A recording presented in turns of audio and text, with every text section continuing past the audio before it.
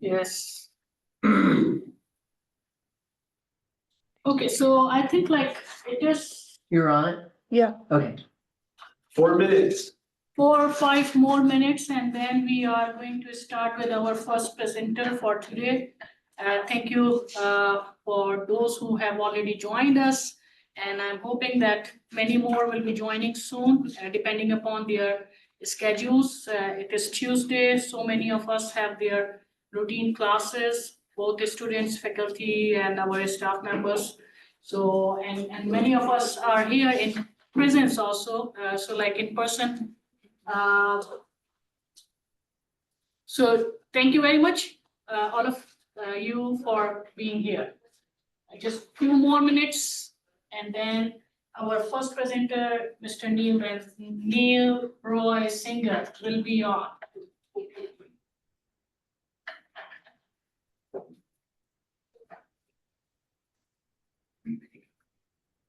Really good.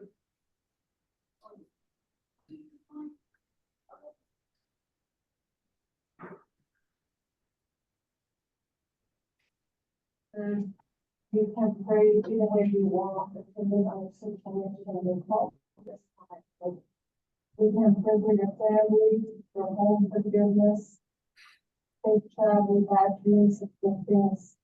In the audience, please mute your, hello? In the audience, please mute all your laptops. Thank you.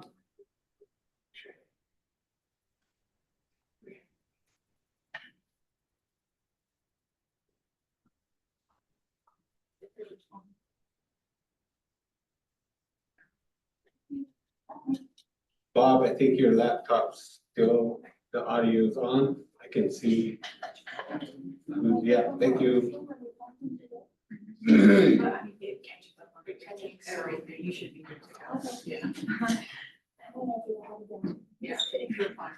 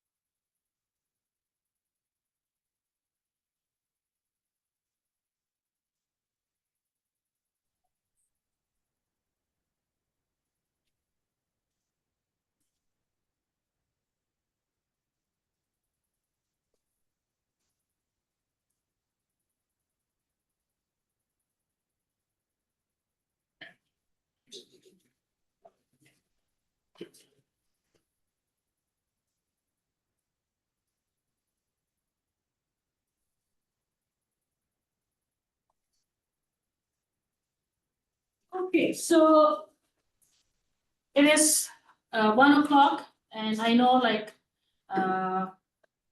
time is very precious right now. Last week of semester, many of us are trying to finish our courses and everything, so I will not take too much time. We have this honor to be presenting here our first 3 MS biology students for their thesis defense. Mr. Neilroy Singer, Ms. Kaitlan James, and Faylene Begay. All 3 of them, they joined this MS program back in 2022 fall, and now they are trying to finish and submit their final thesis. Most important is that it was not something that was easy for us. It is our first ever program at the master's level. The lab capacities, all the required material, equipment. We tried to get along with everything all together while these students were working on their proposals. And I definitely like to say thank you to them because they took this courage to be part of this program as a very first few students.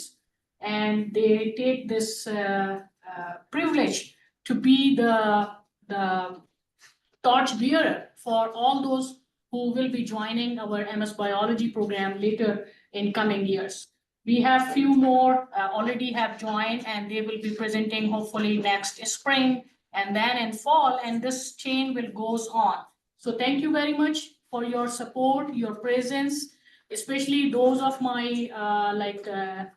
colleagues who take this opportunity to be on their graduate committee, to guide them, to help them, and to decide them, help them decide that what they actually want to do and in which direction they want to move forward.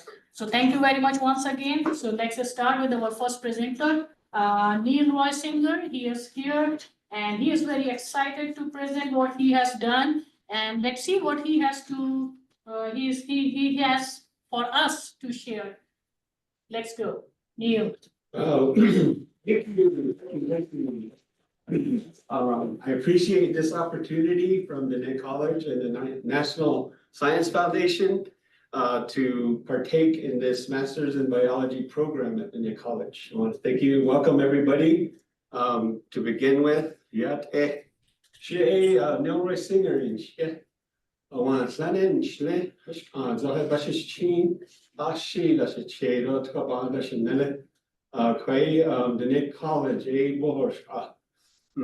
want to thank you all again here for joining your online presence, Zoom and in-class attendance for my research that I've been conducting here in the Masters in Biology program at the Dine College.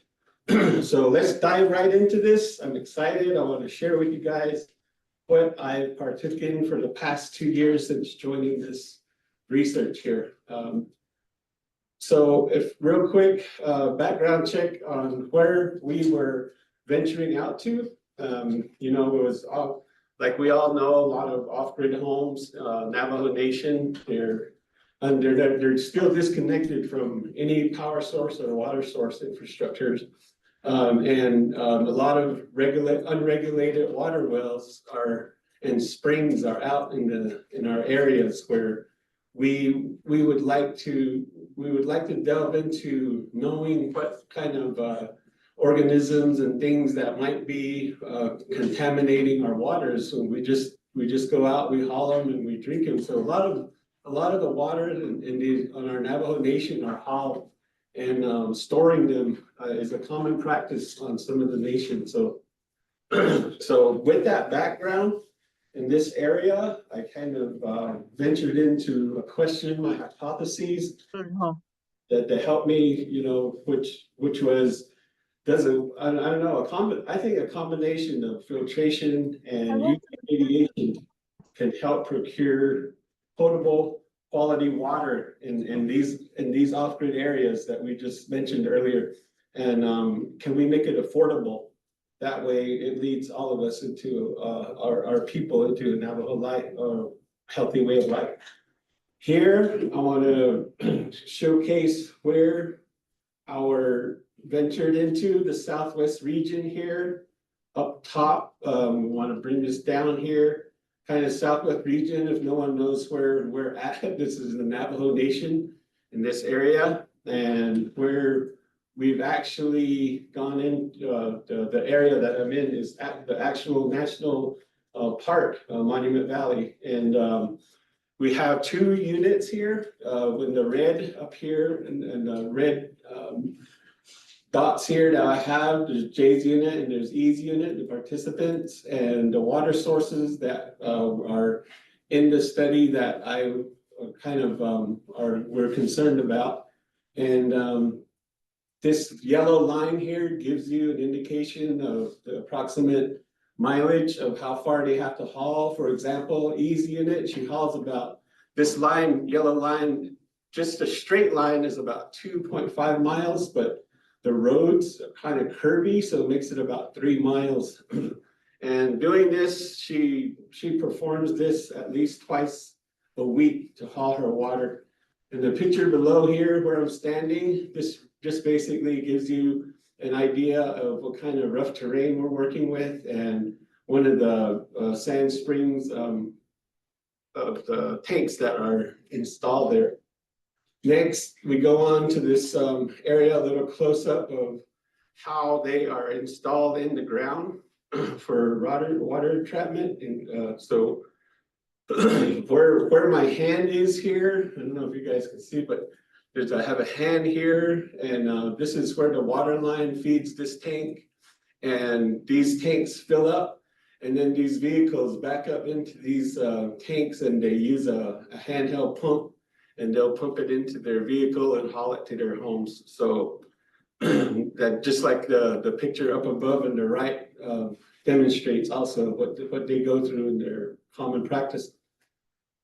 So this leads to research questions. All right, so what do we want to find out? Do raw water sources that are currently being used in the off-grid communities within the valley, do they have microbial contamination? Well, let's find out. How effective would the combination of the filtration, microbes, the actual filters, and UV radiation, are these two combinations necessary in deleting, removal, and activation of the bacteria? And will it grow in the storage if people have their water out in the open? Is it possible that organisms can grow in there? So next, the third one, how can we modify the units that I installed out in the field to a more better quality of water and to make them affordable? So the next adventure was to basically travel and go to our local agencies and get permission. So in this slide here, we have all the permission that was granted. We went through the process of conducting our presentations in front of them and gaining the proper approval and signatures from each agency. As you can see, we started off with Dine College, and we went to the Navajo agency, the Tula City signed off for us. We presented at all these places, the Ojato chapter, an ongoing resolution there. We got permission from the regular scientists, from a support letter from the University of Arizona. Then, most importantly, for the Navajo Nation Human Research Review Board, all the studies that are being conducted on the Navajo reservation are kind of like they're one of the obstacles and one of the approvals you need is an NHRRB. So we got that approval, then also we got the research consent form, questionnaire, and approval from our local residents to install these units. So the next slide shows that we did gather chemical analysis beforehand. This just basically taught us that it gave us indication that the necessary filters and product UV lamp to use as we venture out. We don't need to, because of the red letters here, or the red words here, mainly just a lot of Navajo Nation is concerned with these words because of the past legacy that we have with uranium mining going on our reservation. So this here just basically tells us that we did test for these three: arsenic, lead, and uranium. They were all found under the EPA limit. In this next slide here, we do have in the column there, the EPA column with the MCL, the minimum contaminant level, as we can see, for arsenic is 10, lead 15, and uranium 30. And then if you go across in their rows, they're all well below the minimum. So we with that being said, we installed these special units out in the field. These are the responses that we got. One of in the picture on the left here, you'll see that we did install a solar panel that was matched with the size of battery and charge controller that we had in the unit. There's in the house there, this is out in the middle of nowhere, and there's no electricity, no water, as you can see. But the tank is behind the gentleman in the yellow hat or the yellow shirt and red hat. The tank is about approximately 20 feet away. So they carry buckets, loads, and bring the water over. Mainly 2-3 times a day, or a week, that they haul water, different sources. One of the participants started gathering water from a regular source, which was the community source. But I'll show that in the later graph. This image here shows basically the water flow and the energy flow that is related into the project. So to blow up here, basically what we showed you earlier, the one we showed you earlier, I showed you earlier was at the Sand Springs. This one is the Pine Springs, and this is one of E's favorite water sources. This one also during the year fills up. Occasionally, it takes about a week to fill up, but their hauling is like 2 times a week.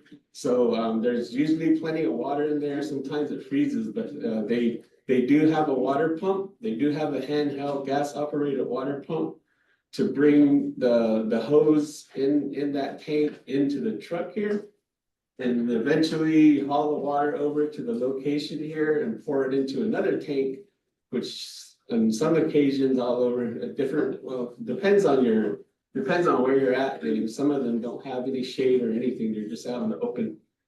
Some will haul with a bucket, or there's some recommendations of using a pipe feed in there. And then solar panel sits on the house. We make sure not to block it with any trees or anything like that. We need direct sunlight to keep this operable. So that is taken into consideration. And then down here, as we go into the corner here, this is how the energy flow works. The solar panel gathers the energy and it feeds the battery, and continuous flow and discharge. It operates this little 12-volt pump. The 12-volt pump is basically, it can pump out like 2 gallons per minute. It's pretty fast when you turn it on. I was pretty surprised on how fast it really directed flow from the water tank. The charge controller, this one here that we use, the original one, does have a little USB portal right here where I'm showing with my hand. And then this basically controls how much solar energy comes into the battery. And when this unit is on standby, that charge controller also will not allow any leakage from the battery in the opposite direction. So it kind of just controls the operation there. And then the the USB portal, I'll come back to that further down below. And later on, I'll come back to that. These are the 2 micron filters that are inside the unit. They just basically flow. There's a 5 micron, and then it goes into a finer 1 micron. Next, through the plumbing, the water flows through these 2, and then it eventually will go into this UV lamp, which is 185 nanometers for germ inactivation. And then there's a faucet on this unit that will, that has a switch. So that's when you turn it on and off, and that is the power source for this unit also. And then voila, there you go, potable, quality, coliform, hopefully coliform-free water that we're drinking. That's how, in a nutshell, this system works. A demonstration of the modified generations of these units. The ever so familiar big unit way on top where we're standing in front of here, you'll see that this unit is actually needing a truck to haul it around because it's on a trailer. All the beautiful people there in the front that I had the privilege of working with, our team, and all the components didn't really get we didn't put this on a weight scale, but you can imagine that this is a pretty heavy unit.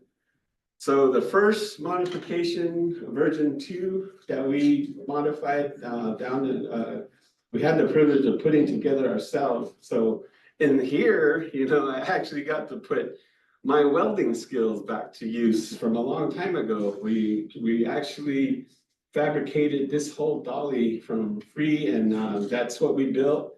They wanted it mobile, so this is community-based information to make this unit mobile and smaller and able to move around in their home. So that's one unit. This is with that there's where my hand is here, that actually provides for a light, also a light bulb, just in case there's no electricity and they need light for their homes. And then as we go into this next slide, or this next upper picture here, this is the latest one that are currently in the homes. You'll see that there is a tank in here, 12-gallon tank. The plumbing is minimized, plumbing is little. We use half-inch OD diameter hose, water hoses. The connections are all just quick connects. And then in here, also the ingredients you'll see in the back over here is the little pump with the switch. And then right here you have the UV lamp that's laid across inside. So all the components on that big trailer are in this unit here.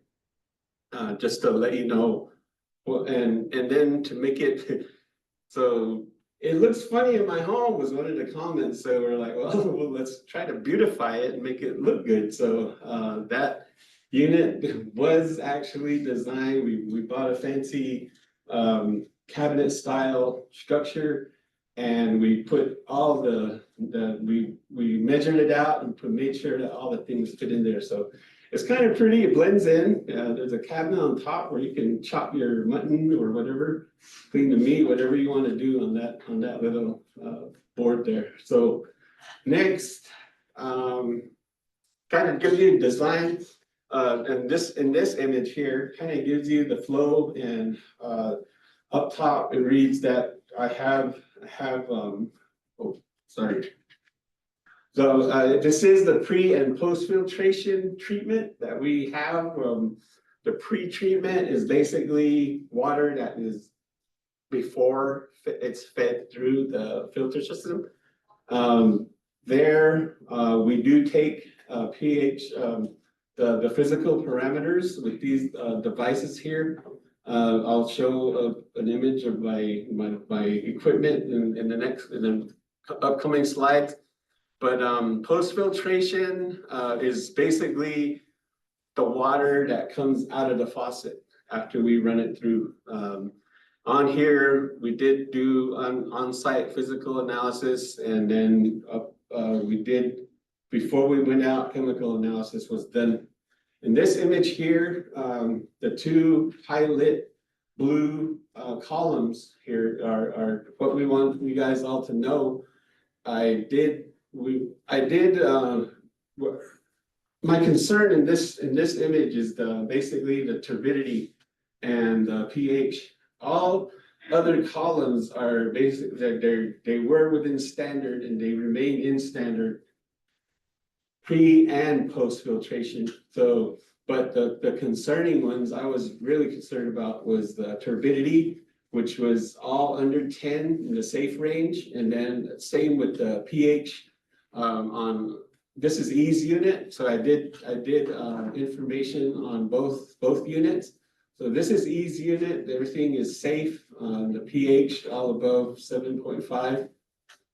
Next, same Jay's unit, just showing that I did do all the reading before and after. Nine different samples throughout the year, and ventured into the beginning of the year this year. Here is the equipment that I used. It was fun getting to know this equipment, knowing that Dine College does provide some of this equipment. It is at some of our laboratory or labs here. It's Hailey, Tuba City, and Shiprock. We do have all the equipment here to do this analysis on pre-filtration, which is like in the slide. I mentioned that before passing through the filtration unit is pre-filtration, and then identifying the post-filtration, which is after passing through the filtration unit. Next, the principle behind the cold alert, in my understanding, learning about this, it's just a combination of the minimal media, ONPG, and the mug test, which directly will identify coliforms and E. coli within a day, within one 24-hour period. It's reliable, it's new, and this is what a lot of scientists are using nowadays. And so how does it work? Basically, B. galactosidus metabolizes on the ONPG, that which will turn the color of the water yellow to identify any coliforms growing. Also, in the E. coli side, it uses a glucuronidase to metabolize the mug, which under fluorescent light, you can identify it with that will give off a fluorescent color under a UV lamp. And we'll get to that in a bit. This slide just shows what I carefully did with my samples within the 24 to 30 hour period.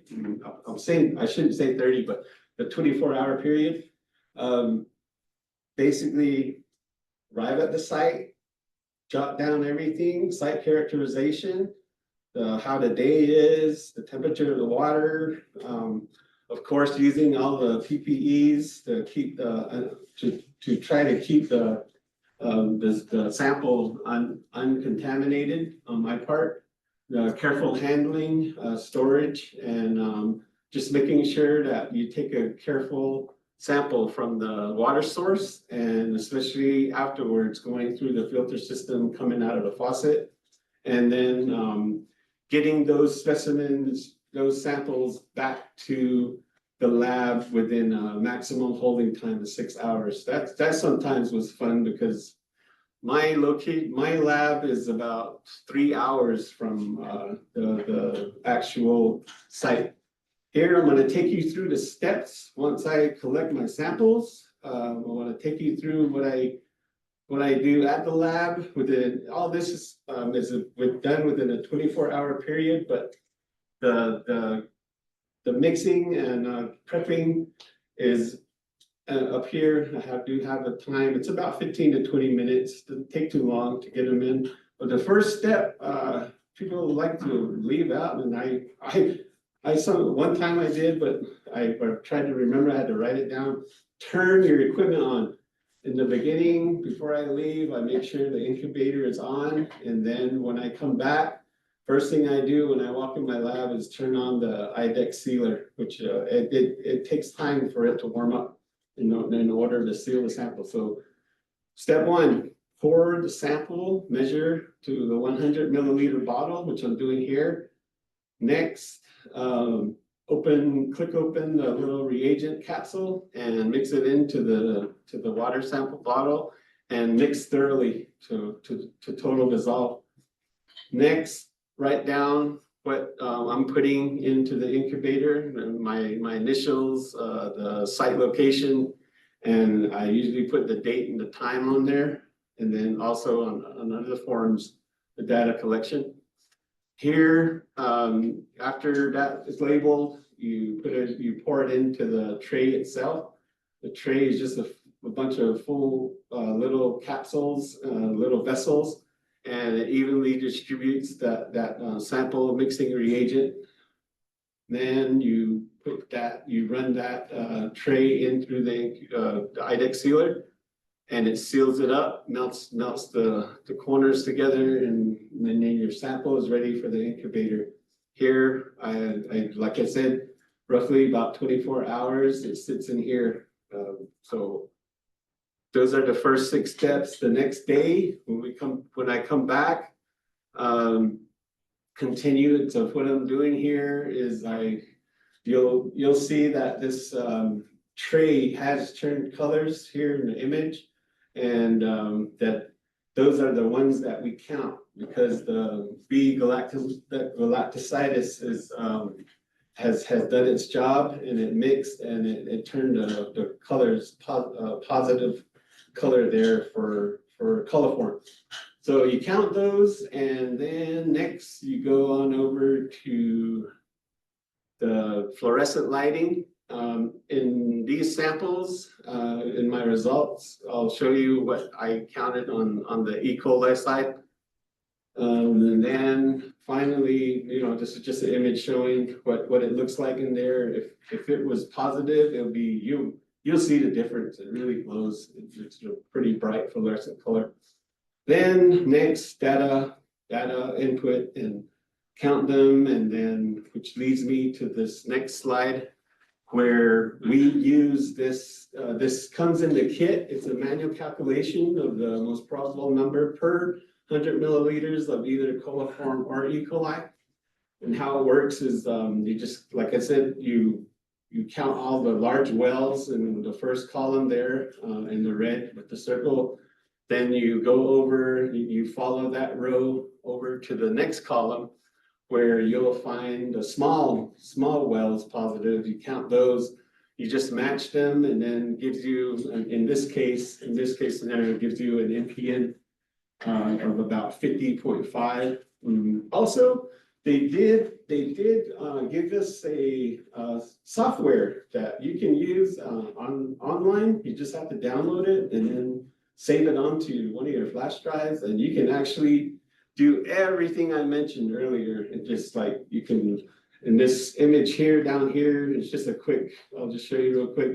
You just feed in here all the stuff that your sample ID, the log, where you want to store it.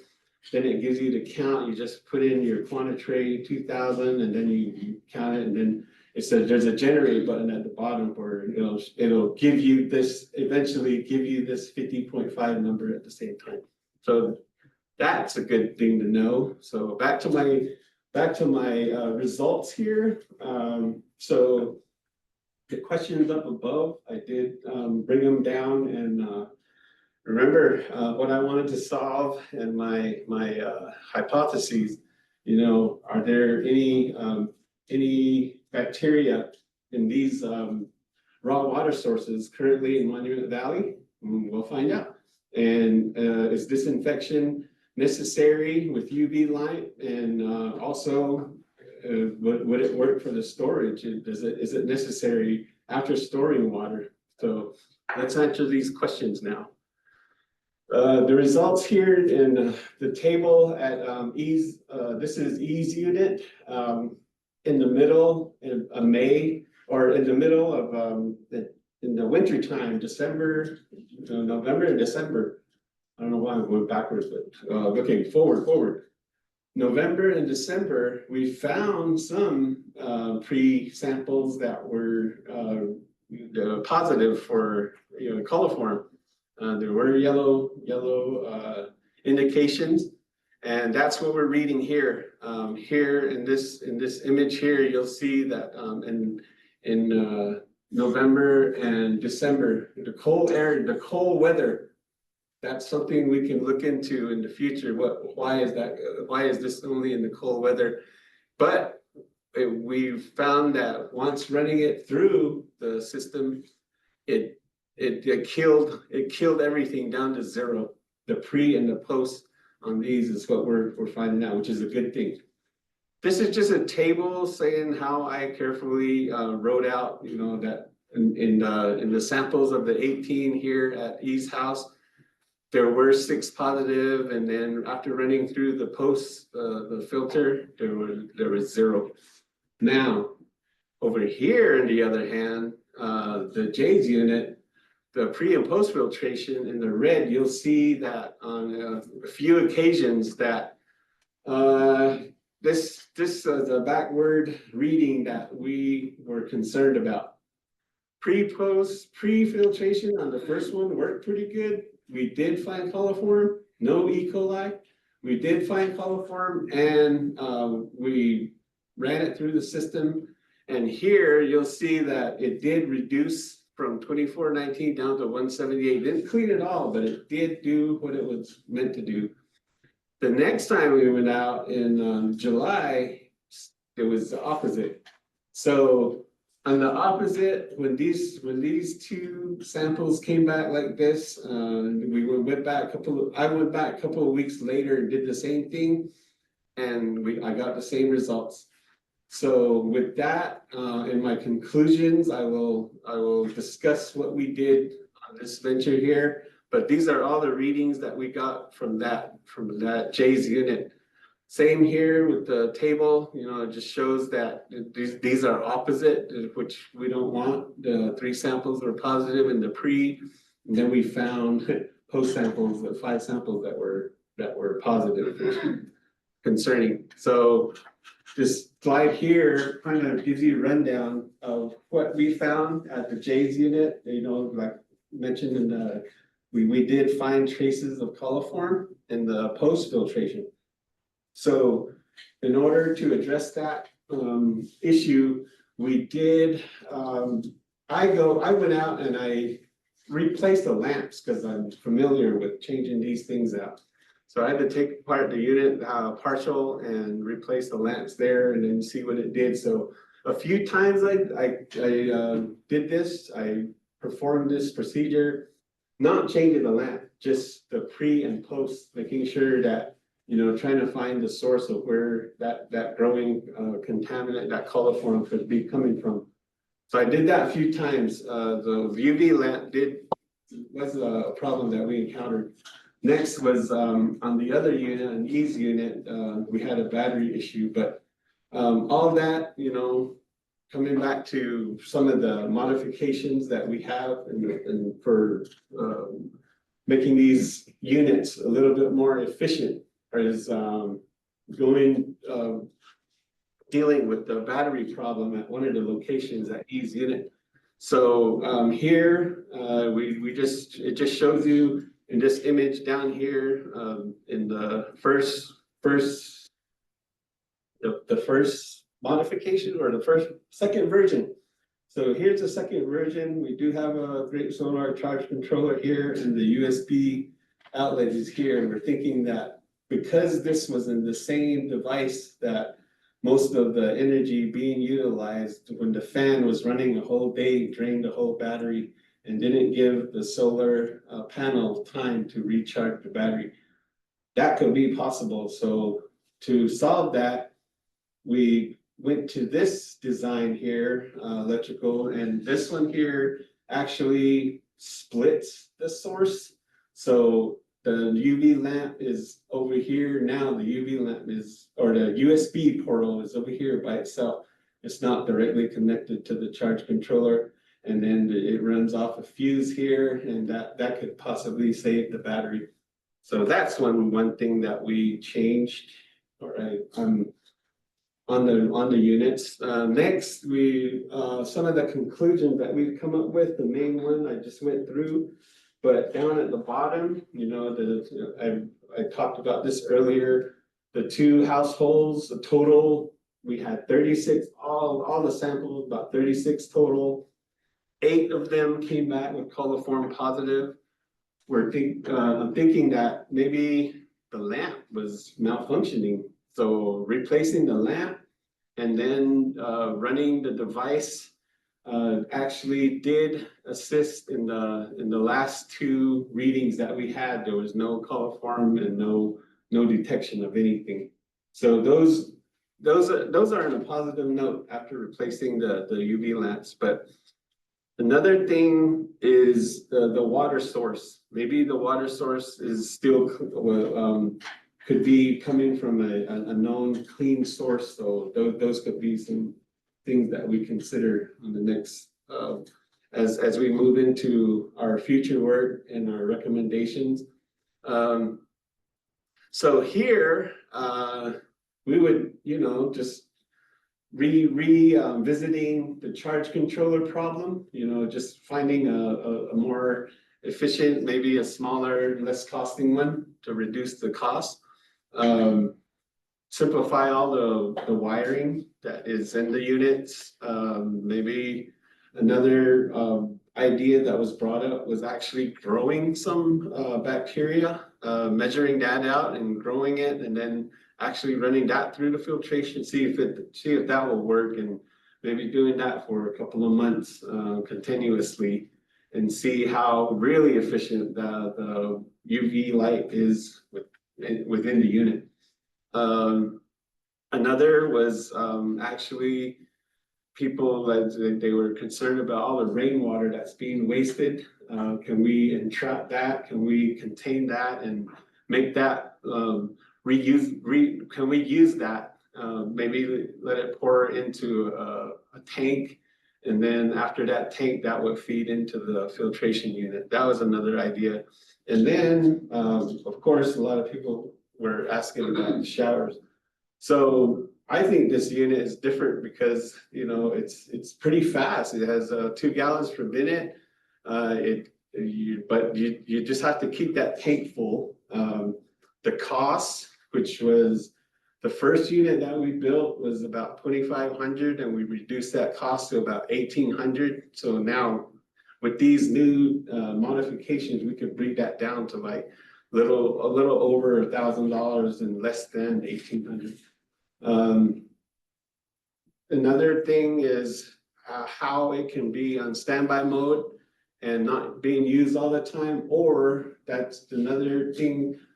Maybe when we used it over at Effie's or E's house, E's unit, maybe she was using, hers was being utilized a lot while the other one was on standby. That could be the reason for the high quality or high coliform count. That could have been one of the reasons there. So it's safe and user friendly. It's just a switch button, so even kids and our elders can use it. And I'm available if anything happens to them. I can go out there and help them resolve the issue. And all of these parts and stuff from these units can be built, with parts from your local hardware store, which is another plus, another advantage to this. So in a nutshell, that's what I did for the 2 years. It was a privilege and an honor to get more familiar with the IDEX method. And with that being said, at some of the conferences that I went to, I was approached and asked, that they did find other reliable kits to use that were fast and affordable as far as testing water samples on the spot, out in the field, with less manpower and just quick results. And that's what the future holds for us, is getting quick results when you go out in the field and you want to test these waters that people are concerned with. So all the acknowledgements here, the ones I really want to thank right here, right now. Of course, I'll do it again later, but Dr. Hakim, my thesis supervisor, thank you for this opportunity, teaching me everything that I learned. Dr. Robinson's always had my back.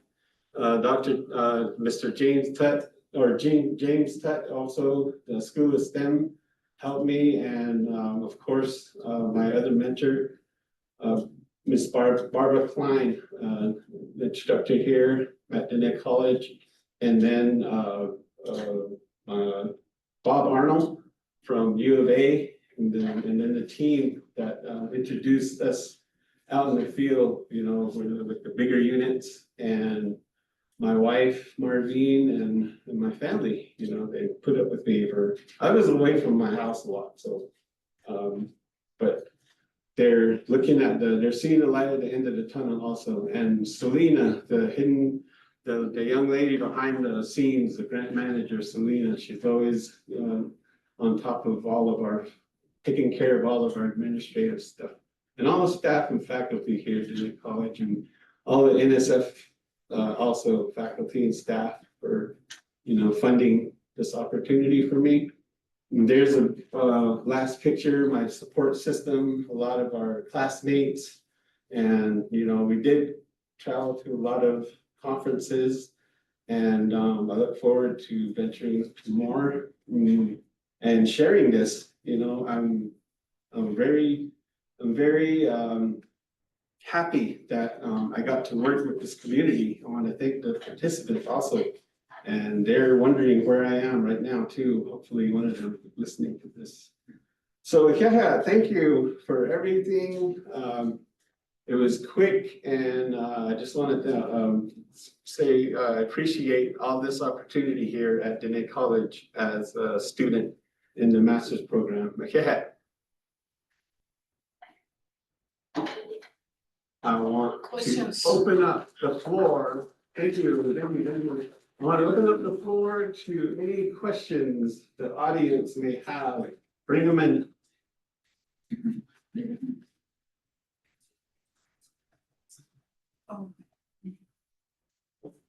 If you're on mute, just unmute and Any question, please feel free.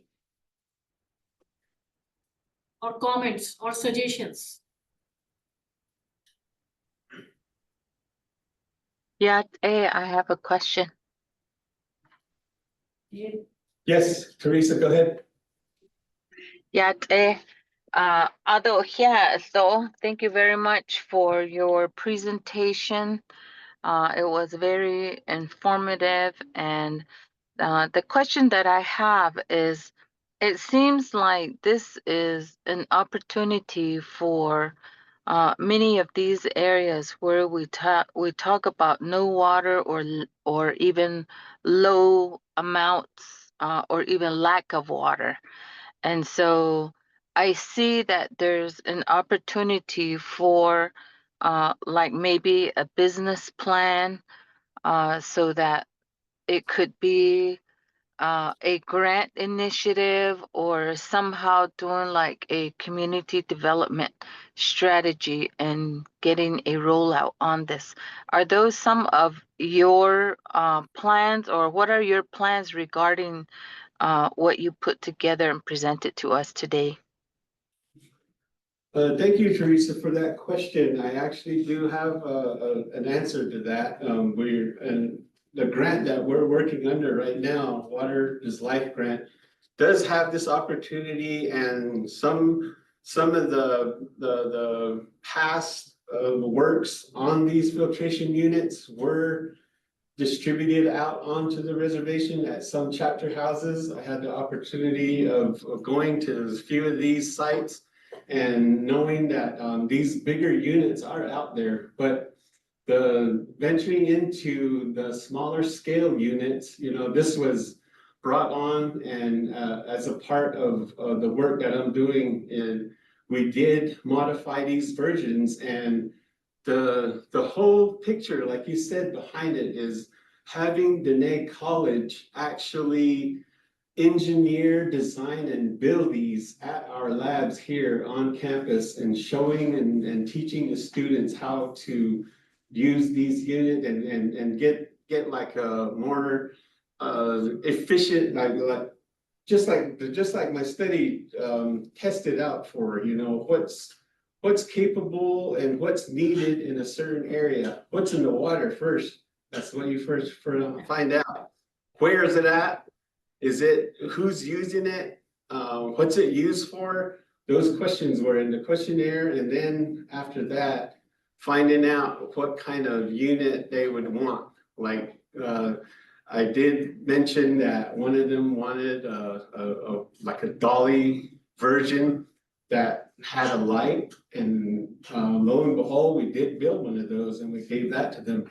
Then on another, based off of the community feedback, we did build a cabinet style one. They didn't want that metal thing in their house, so we built one, and then they wanted it quiet. That's why we put a door on it, and they didn't really use the USB, but they were very happy about the USB portal because it charged their phones before they went out to get service. But yes, these units are actually, we have the protocol designs on these, and we are capable of building these from scratch to communities in need.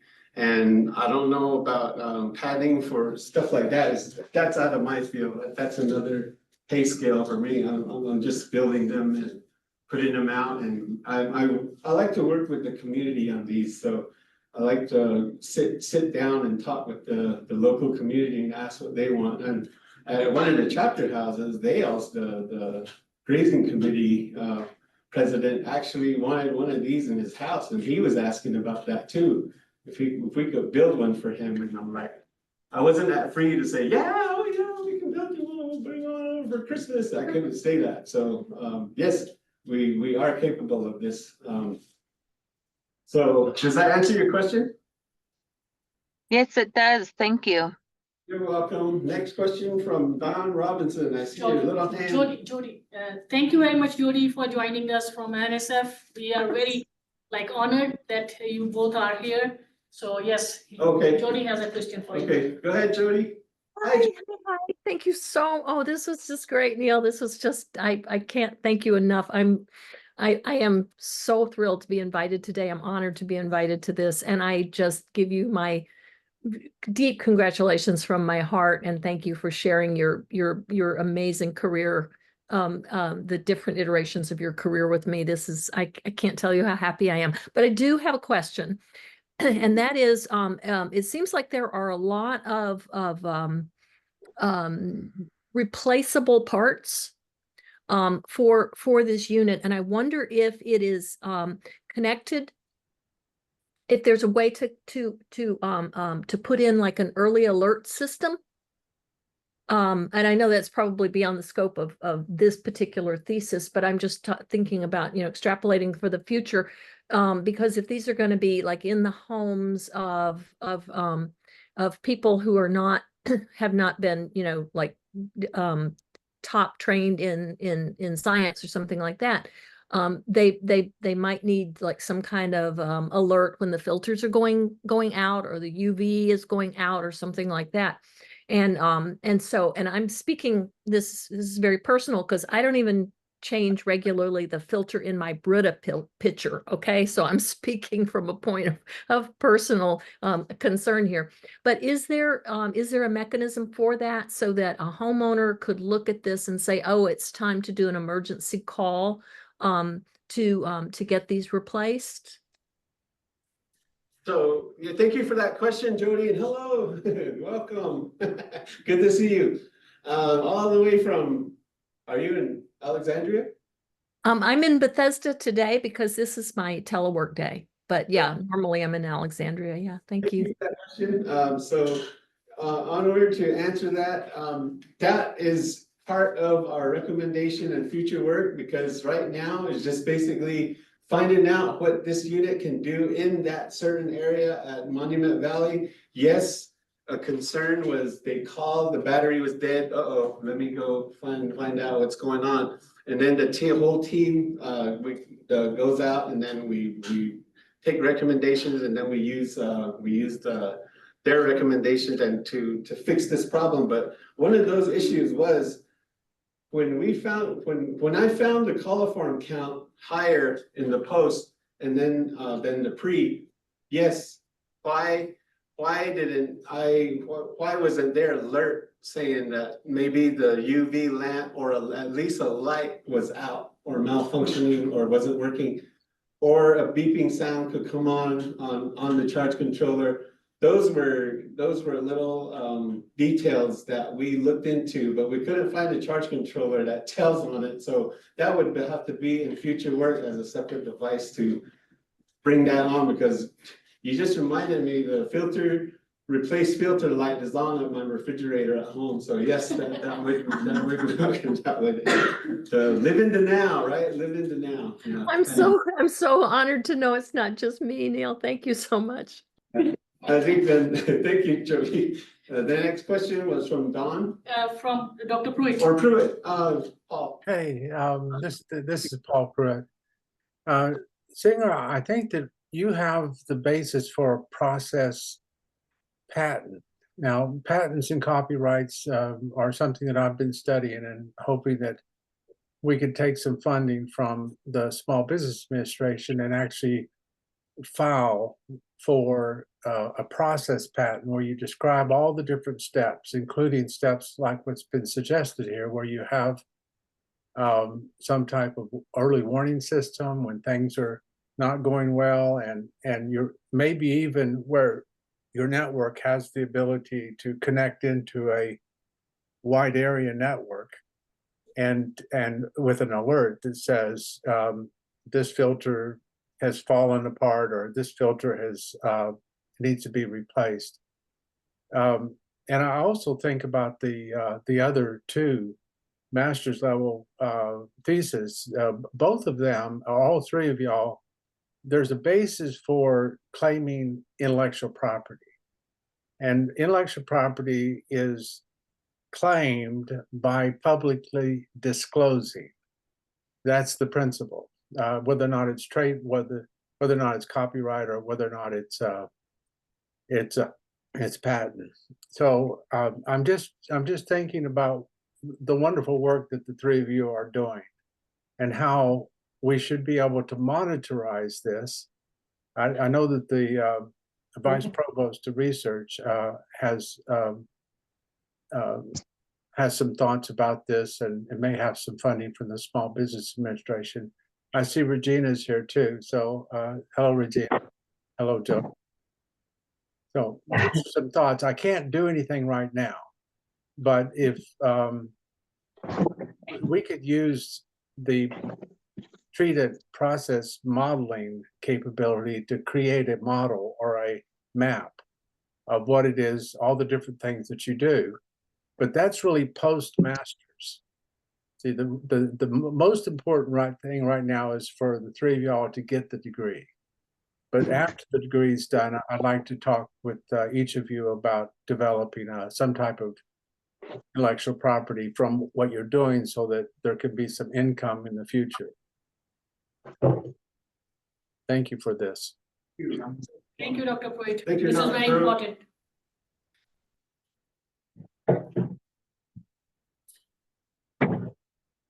Any more questions?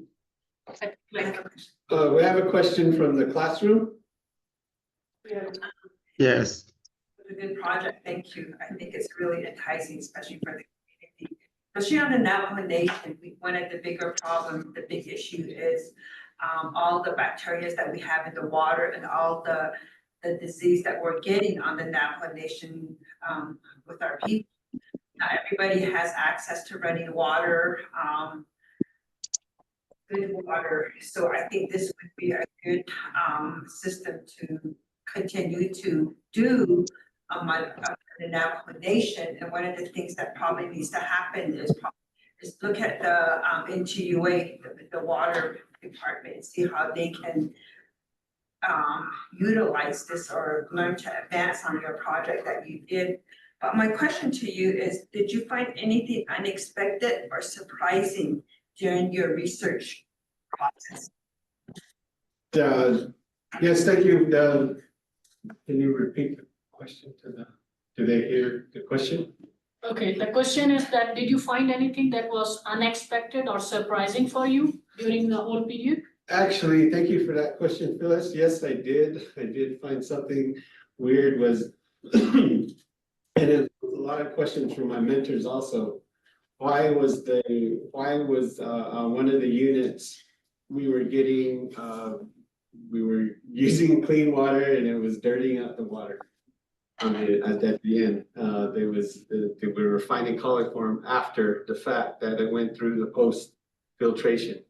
that there did raise questions for me, and I did go back out, like I said, and I replaced the lamp just to see, and then at the same time, during that process, that couple of months there, I actually worked with the participant to clean out, recommendations were to clean out the tank inside, clean out their storage tank with chlorine, a little bit of chlorine capsules, and to make the recommendation to do that occasionally, not just leave it out there.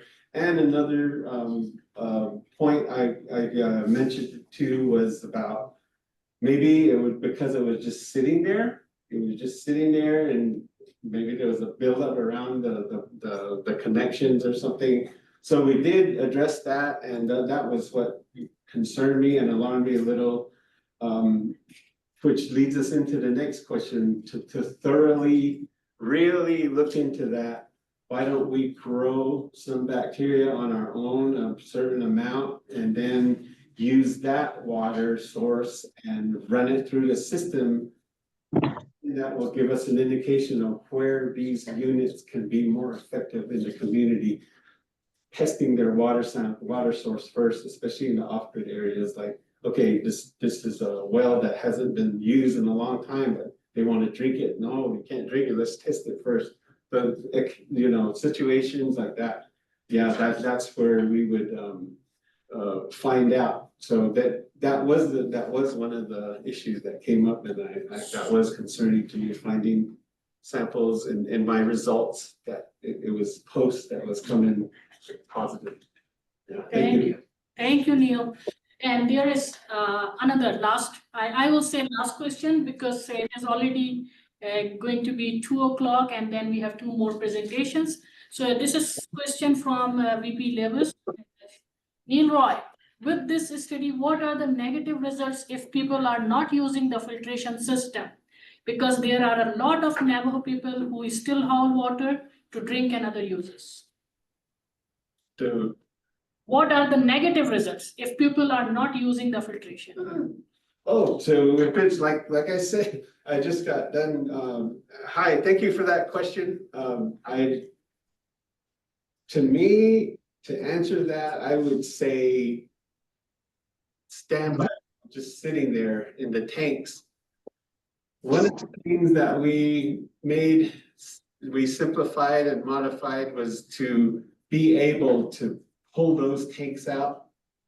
Disconnection was one modification that we made. Easy connect, easy disconnect, and heavy enough for us to pull those tanks out and actually pour it into a bigger bucket and then run it through the system again.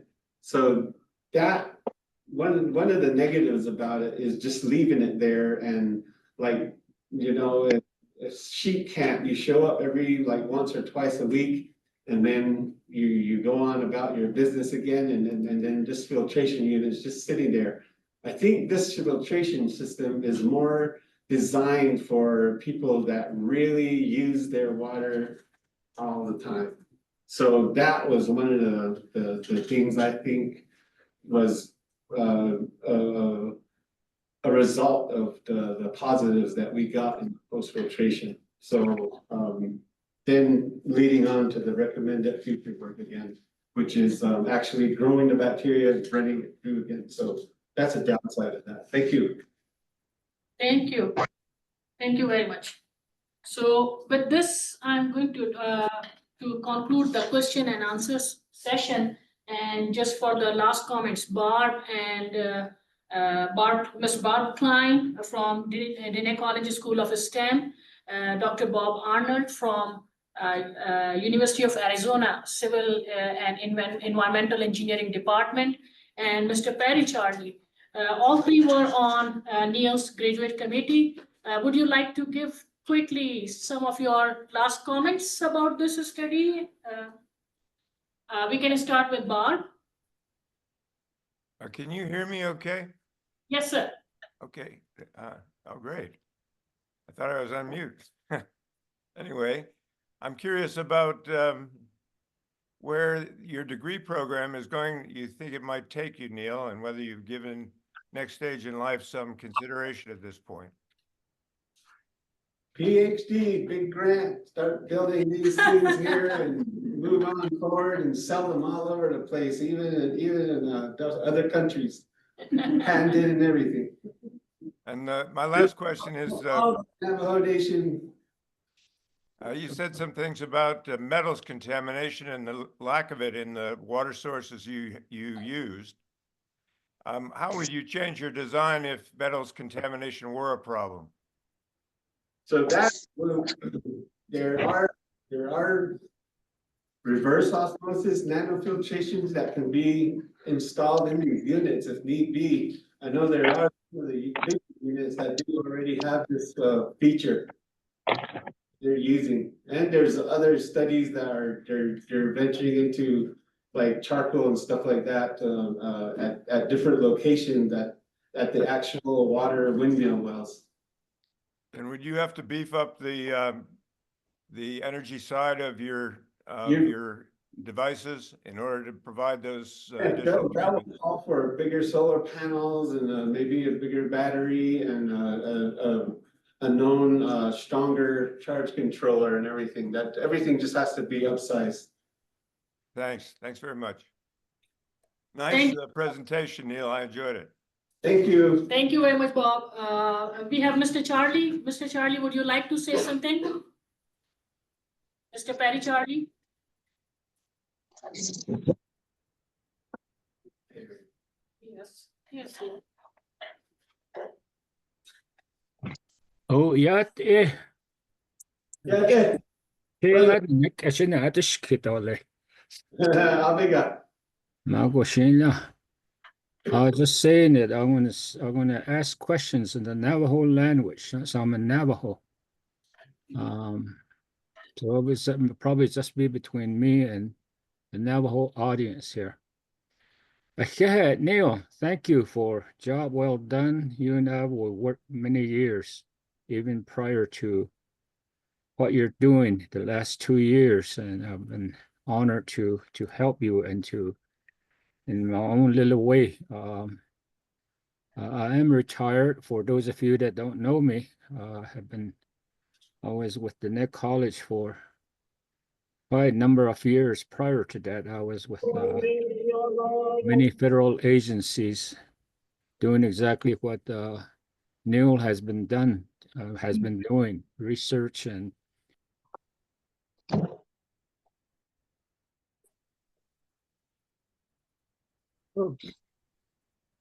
Charlie, you got muted somehow. Anything? somebody keeps muting me. Could be the administrator because I'm long-winded. When I mentioned that I was going to talk Navajo, I got muted. I'll switch back to English, that foreign language called English. Neil, thank you for a job well done and what you have accomplished. And there's much more that needs to be done for the communities out there. I'm just curious as to what you saw in terms of when you were out there looking at these wells that were developed by the people who I used to call them and I still call them unregulated water sources. What kind of activity have you seen? I'm talking besides human involvement in terms of animals. I know they have a tendency to be around these water sources because of lack of water sources throughout the Navajo reservation, especially in that area. We saw a lot of shifting sandstones, a lot of alien deposits in them.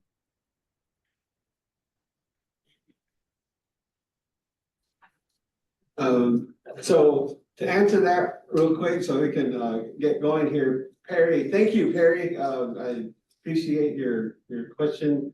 You taught me this site characterization, and the things that I noticed at one of the locations where they avoid is the Sand Springs area that was in my slides.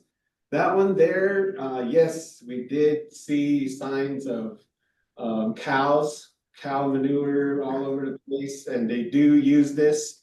But the cows are drinking what is leaking out of the top of the tank, because that storage tank can only hold so much.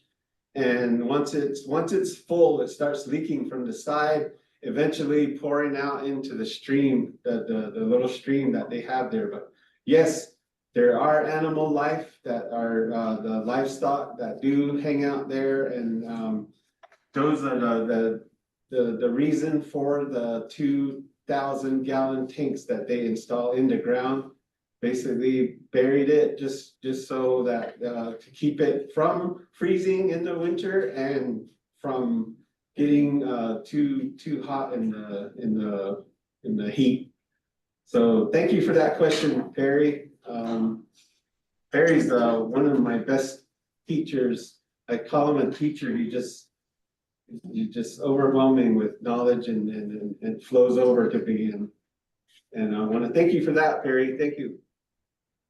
Thank you very much. Thank you, Perry, and thank you for being here. So thank you very much, Neil, for this presentation. And we all really learned a lot from what you have done. And let's see what we have now from Kaitlan. Our next presenter is Kaitlan James, my another MS student. And let's see what she was able to accomplish during her 2 years project period. Kaitlan, over to you.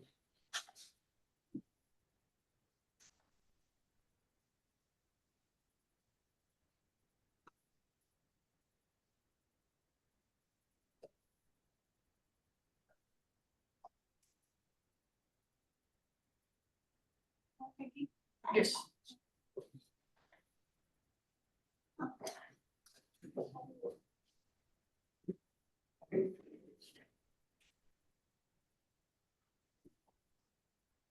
Good afternoon. Can you hear me?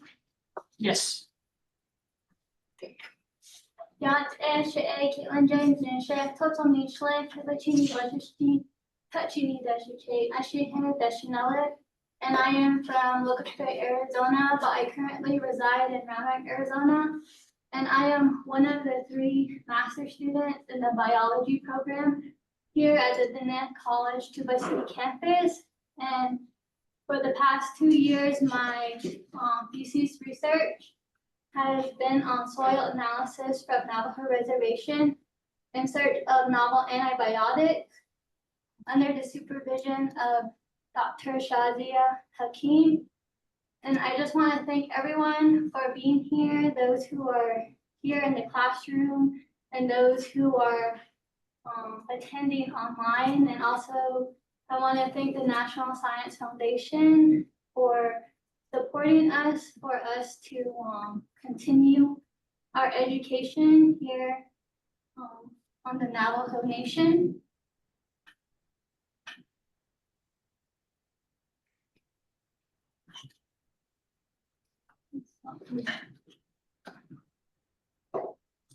Okay. So antibiotics are important to us because they help kill the bacteria that make us sick.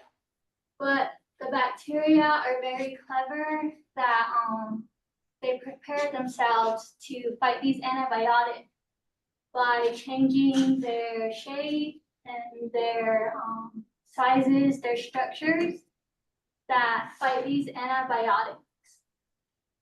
So the problem is that the antibiotics that we currently have available, they are becoming less effective, useless to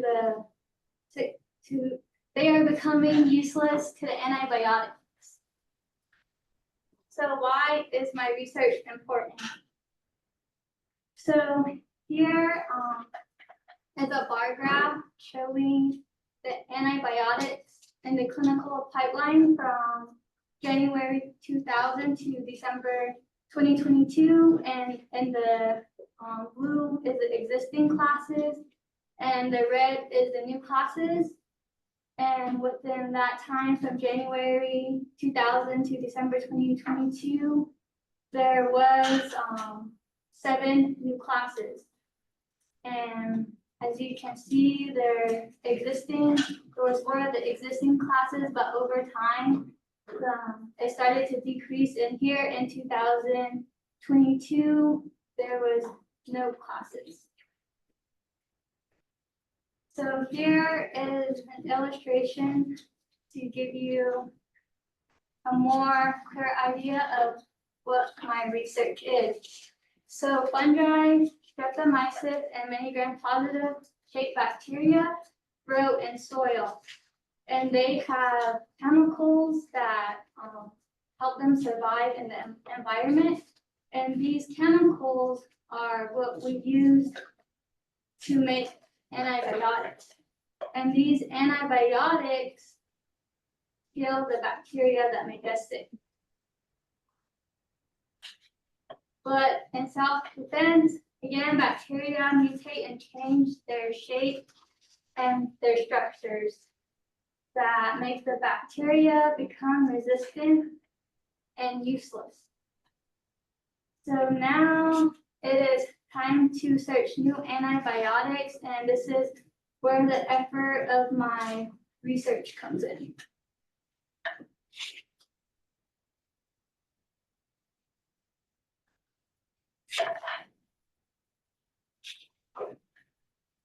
So my hypothesis, the bacteria in soil within Navajo Reservation is contaminated with like uranium and other heavy metals, which is why the soil is expected to have tendency to produce antibacterial substances under the selection of pressure to survive in harsh environments like the dry lands, deficiency of water or nutrients. My thesis objective is to screen soil samples collected from in and around Tuba City and isolate the microbes, characterize the relationships to target gram-positive and gram-negative bacteria using patch plate assays, check the frequency of the bacterial colonies to produce potent antibacterial chemicals in collected soil samples and potential to help fight global antibiotic crisis, select the producer strains and identify them as potential source of new antibiotics, and also to understand how the dry deserted lands where the evidence of heavy metal contaminations can influence the fighting ability of bacteria to survive and fight other organisms in the same environment. Also note that my study does not involve the chemical analysis of the soil, only the isolation and characterization of the bacteria.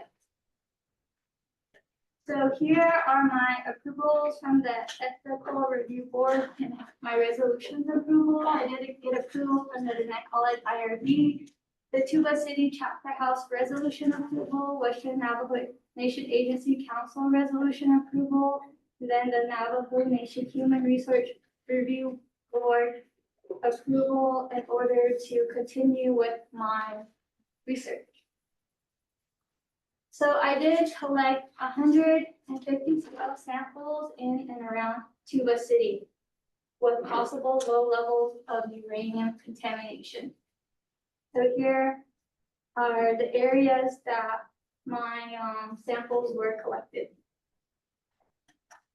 So my methodology did have 4 steps. The first step was selecting my isolated bacterial colonies from my soil sample dilution plates, preparing master patch plates, testing my patch plates against the target test bacteria, which has high tendency to develop antibacterial drug resistance. Then I identified the producer strain.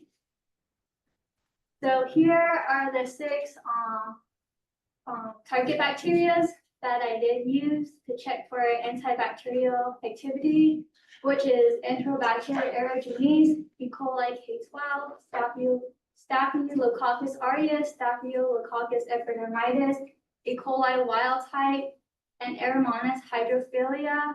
And all these bacteria are included in the World Health Organization priority pathogen list. So my protocol for searching producer strains of bacteria from soil samples they were divided into 3 steps. So my first step here was my soil sample collection. Then I put my soil sample, I mixed it with my distilled water to make my soil suspension. Then I did my cereal dilution. And from each cereal dilution, I plated them onto their own plate. I spread them and I incubate them. Then in results of this, I got isolated colonies picked from my patch plate. In my next step, we have my selected isolated colonies. I gram stained them. And then I prepared my master plate. So I picked colonies and then I made this design and placed them in their own little spaces. Then I incubated them. I gram stained them for purity check, and my master plates are ready to use. So here again is my master plate with the design and then my colonies. So my next step was testing against my target and test bacteria.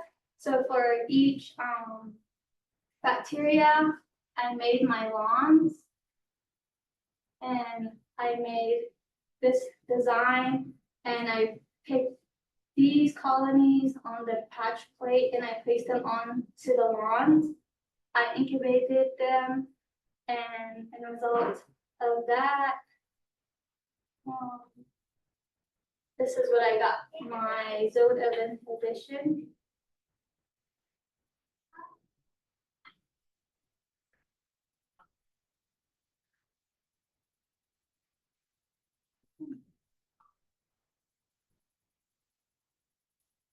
So what is zone of inhibition and why is it important? So again, from my soil samples, I selected the gram-positive rod-shaped bacteria.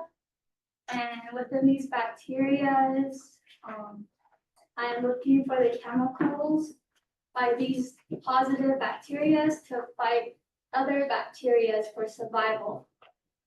And on my lawn of bacteria, I put my colonies. And again, in results of that, I am looking for my zone.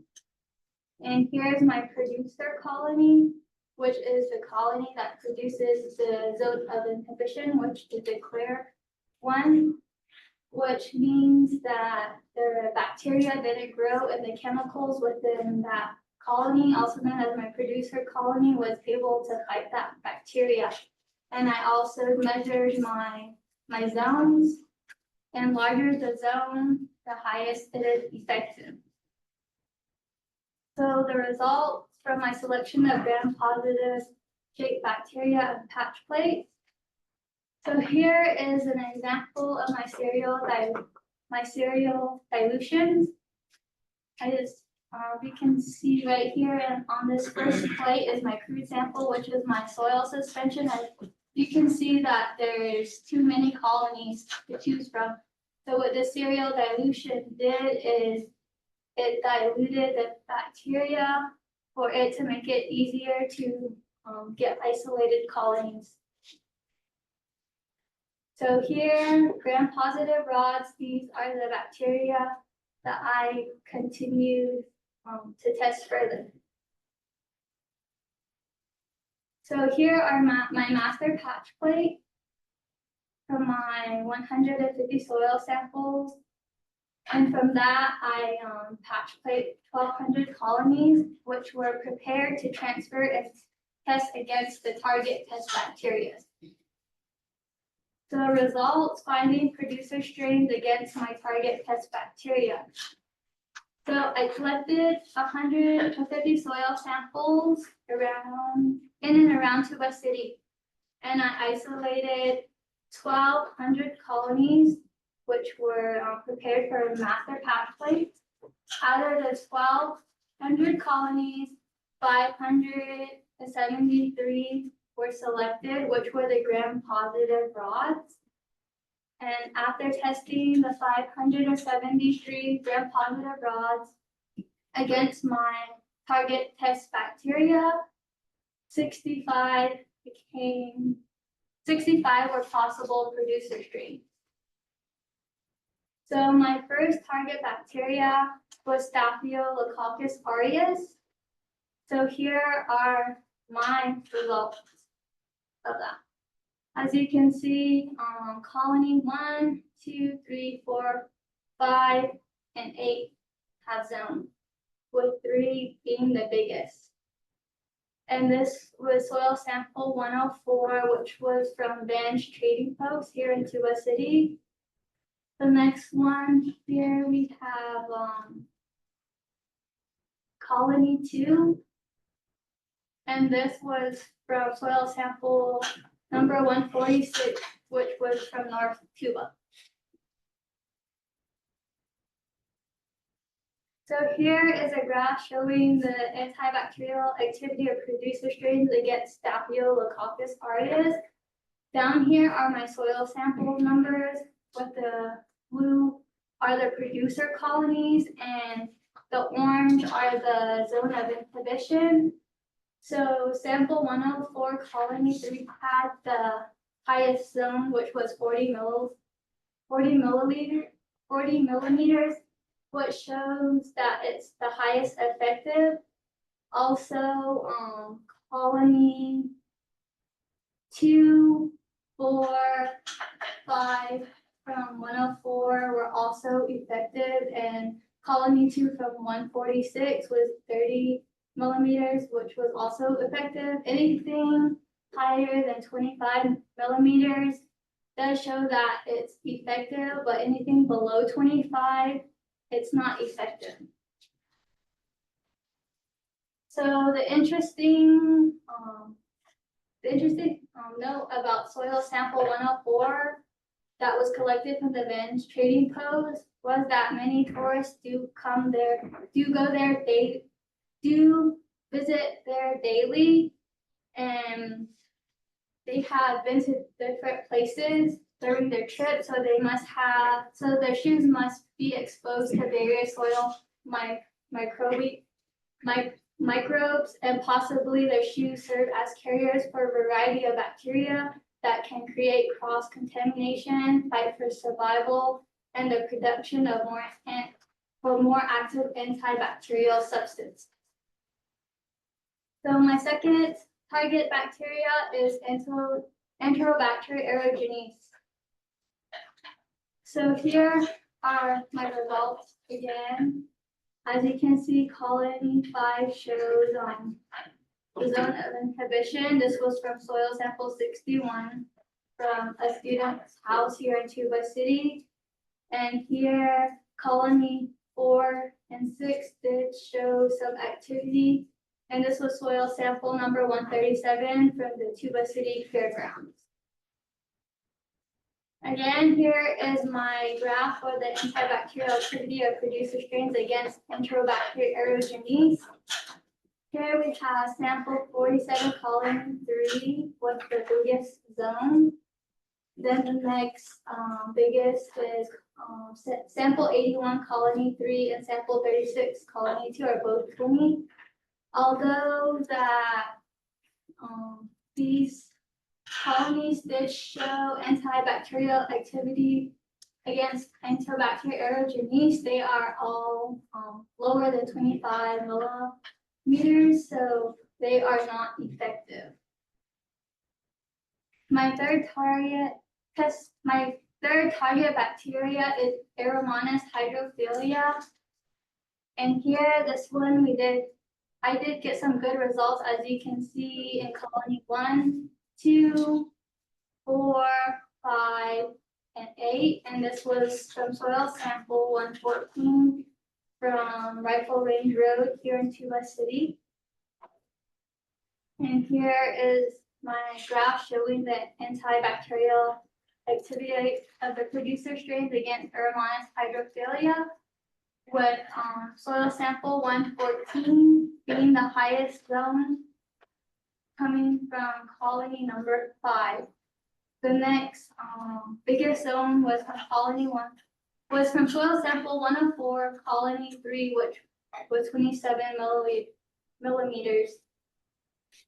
So sample 104, colony 3, sample 114, colony 5, sample 114, colony 2 and 8 are effective against Aromonas hydrophilia, while all the other colonies are less effective.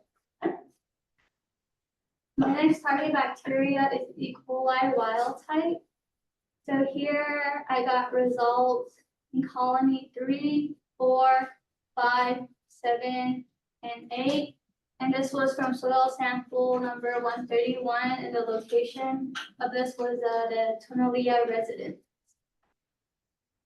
And here is my antibacterial activity of producer strains against E. coli wild type with colony, or with soil sample 131, colony 3, and colony 7 being the highest with 30 millimeters, showing that they are the most effective, along with soil sample 131, colony 4, and all the other producer strains were less than 25.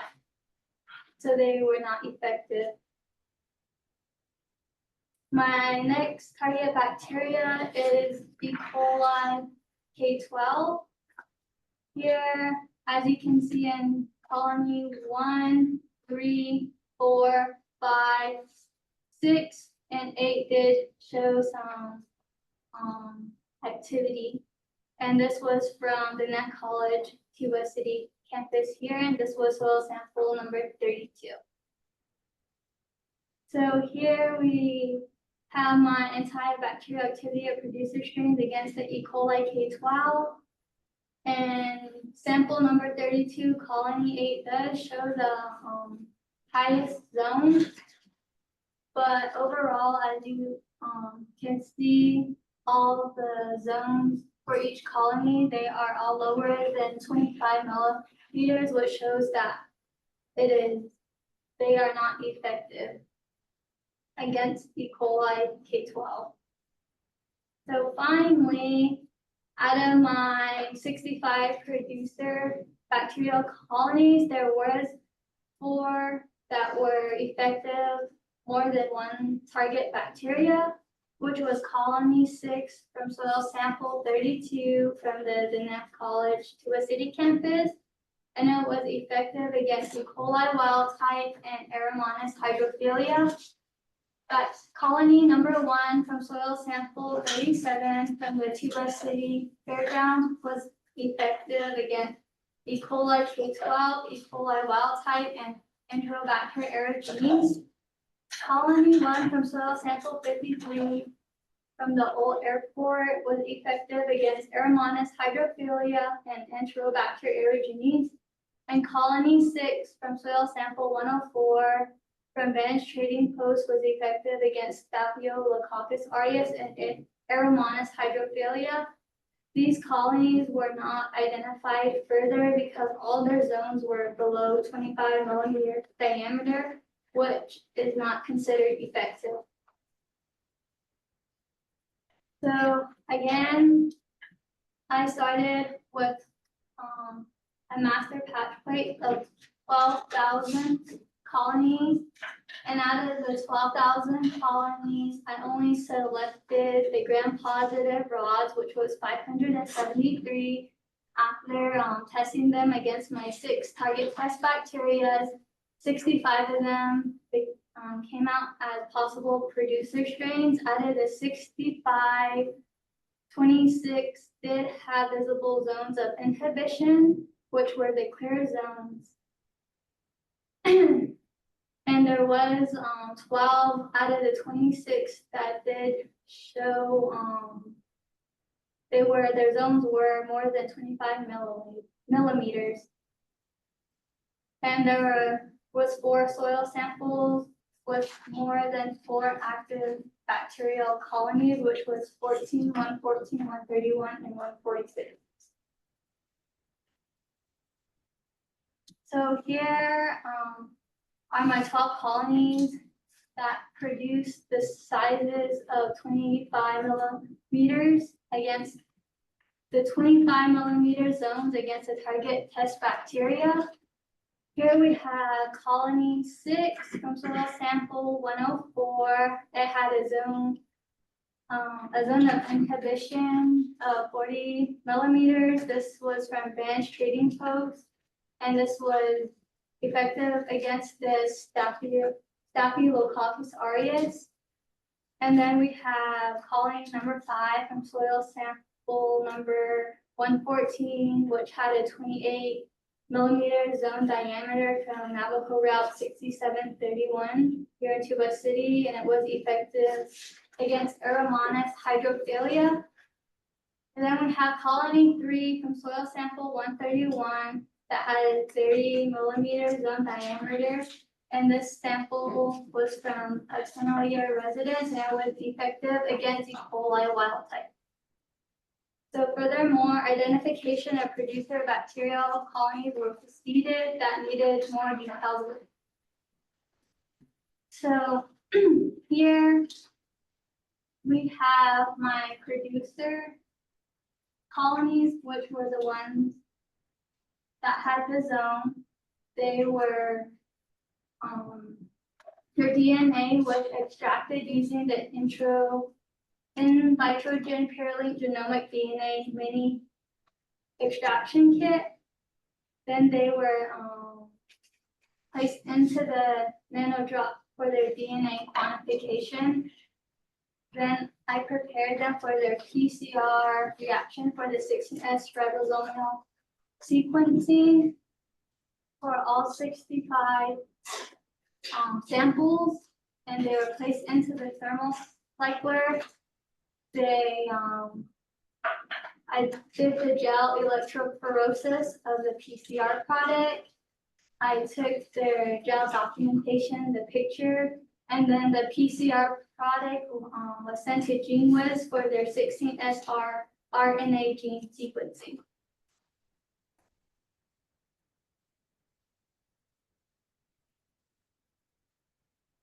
So again, my bacteria from my soil mixture was picked, and then they were plated on my patch plates with the lawns from the target test bacteria, and then the colony, the producer strains, the chemicals that they have within them killed the test target bacteria, and these producer colonies, their DNA was extracted, and then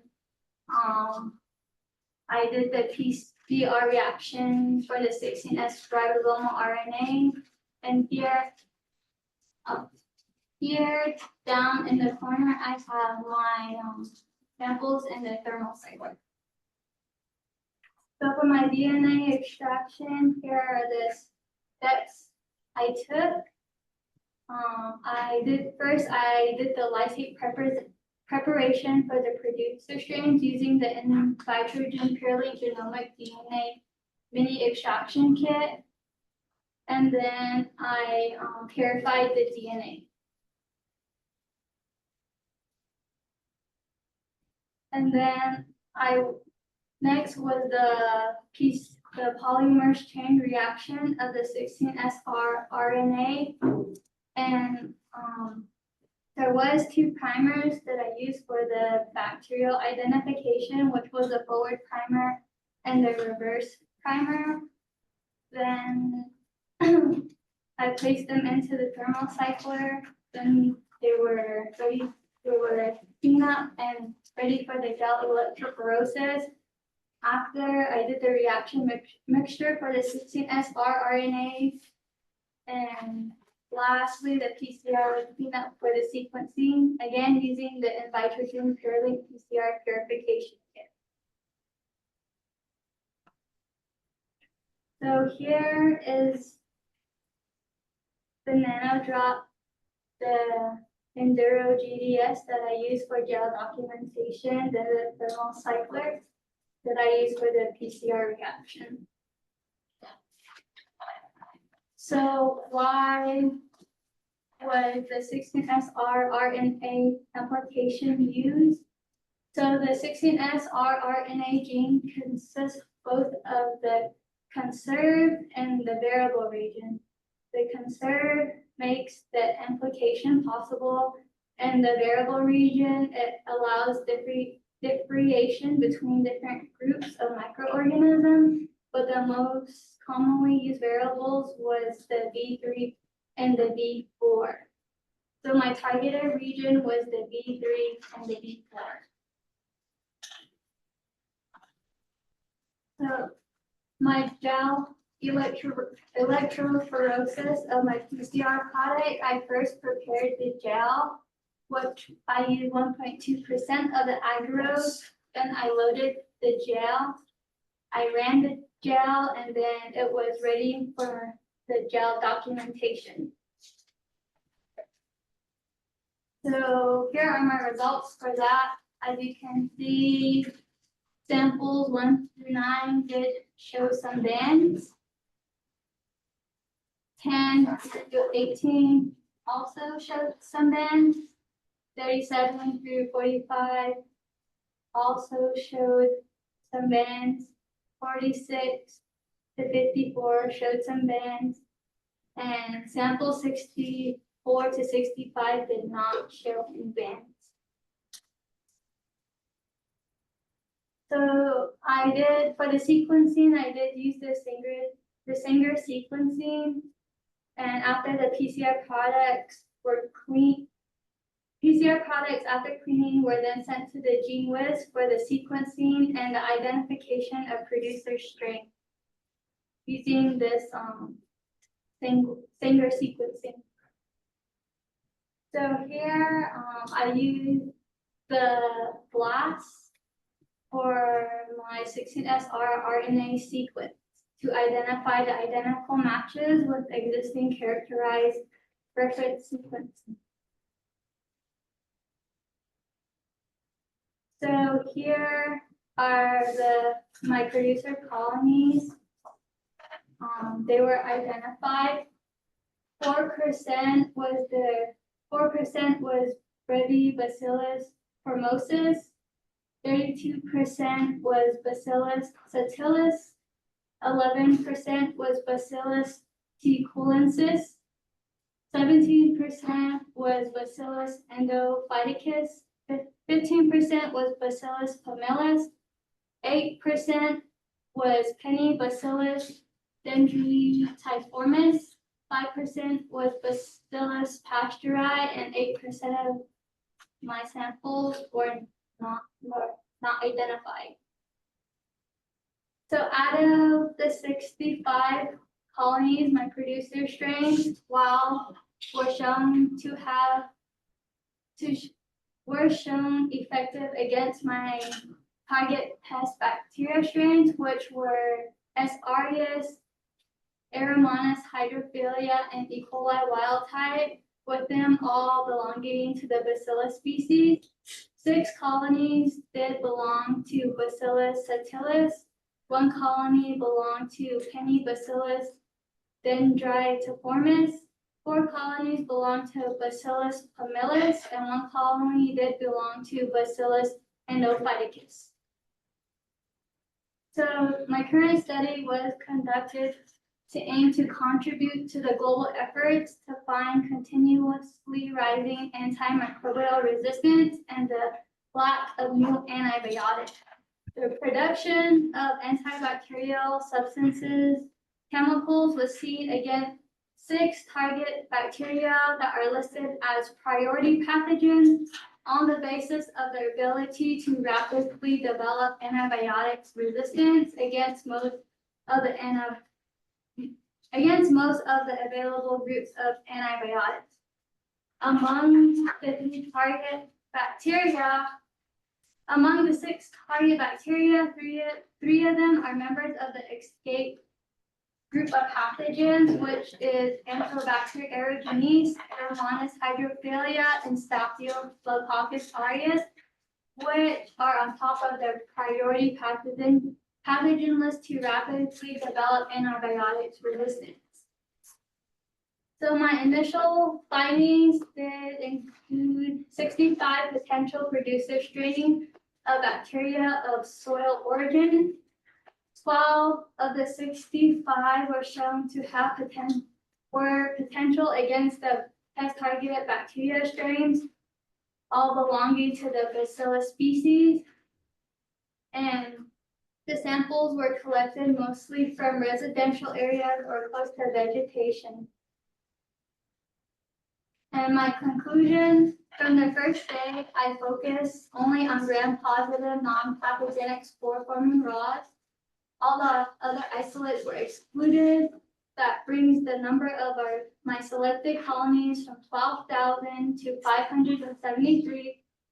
Out of those 573, only 65 came as producer strains, while 12 of them came out as potential candidate bacterial colonies to study further. My focus was only on those producer strains that produce a zone of inhibition of 25 millimeters diameter or above, because those below 25 are usually not considered effective against the pathogenic bacteria.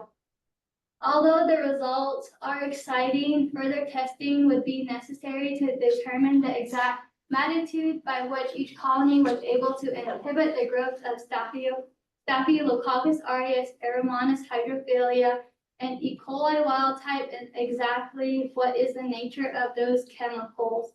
Are these chemicals previously have been explored or not? If not, then knowing the nature of bioactive components and extract-away metabolite, a producer strain, and their cytotoxicity, testing for animal cells and tissues is the next step that we will be further followed to continue this research in Hakim's lab, either by myself or other fellow lab members. It is also visible that these producer strains are producing only narrow spectrum metabolites to inhibit only certain type of bacteria, nor the broad spectrum antibacterial component. It supports my hypothesis that presence of heavy metals in the environment could be an influential factor to produce certain chemicals that can give us some new antibiotics developed by these bacteria under selection pressure. This is a complex relationship between producer strains and other microscopic creatures that can have potential impact on our search for new antibiotics. Further research could be promising to contribute to the college part in fight against global antibiotics crisis. So here are the people that I like to acknowledge, but there are a few that I like to highlight, which is my thesis supervisor, Dr. Shazia Hakim, for being there since the first day that we started the program. Dean Tut, also my graduate committee members, Dr.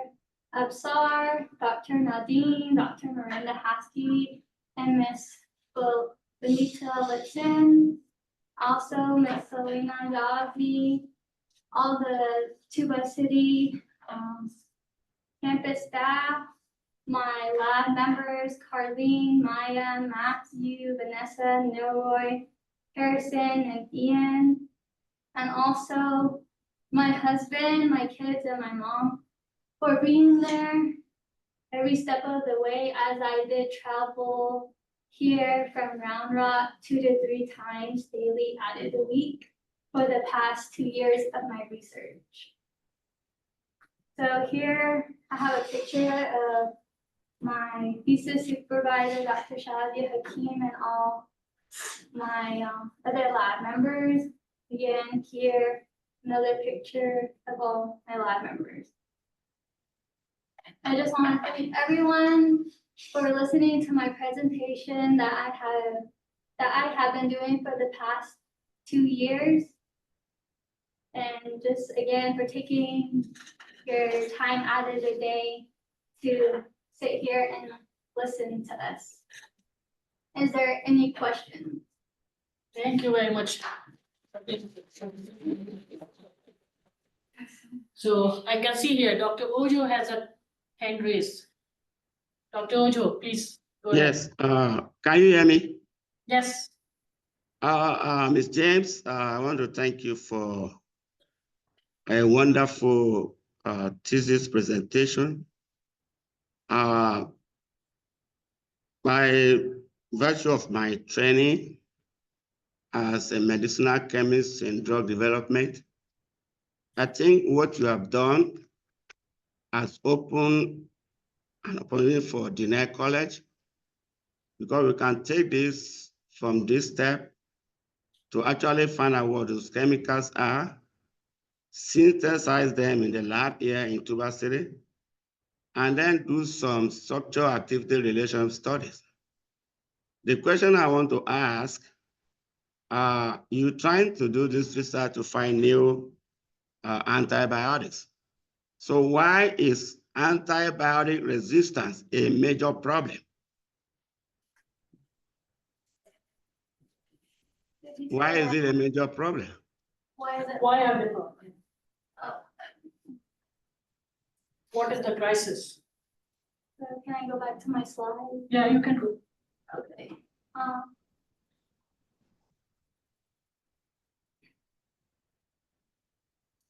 Well, it's a crisis because, like I mentioned at the beginning of my research, that bacteria are very clever, that they prepare themselves to fight the antibiotics by changing their shapes and their structure, which we call mutation. So this is where my efforts of my research comes in, to find the producer strains with the 25 millimeter zones or bigger, to find out what chemicals are in these producer strains that can fight these test bacteria that we could use to create new antibiotics. So again, to answer your question, is that the bacteria over time tend to change their shapes and their structures. Well, you just said that. I'm not sure that's, anyway, they change, they do conformational change. And that's why they're able to do resistance. So, but why is this, in terms of biology and medicine, why is this a problem? You already described how they do the changing of conformation, because your research is trying to address, and this is very important. So why is that a problem in biology and medicine?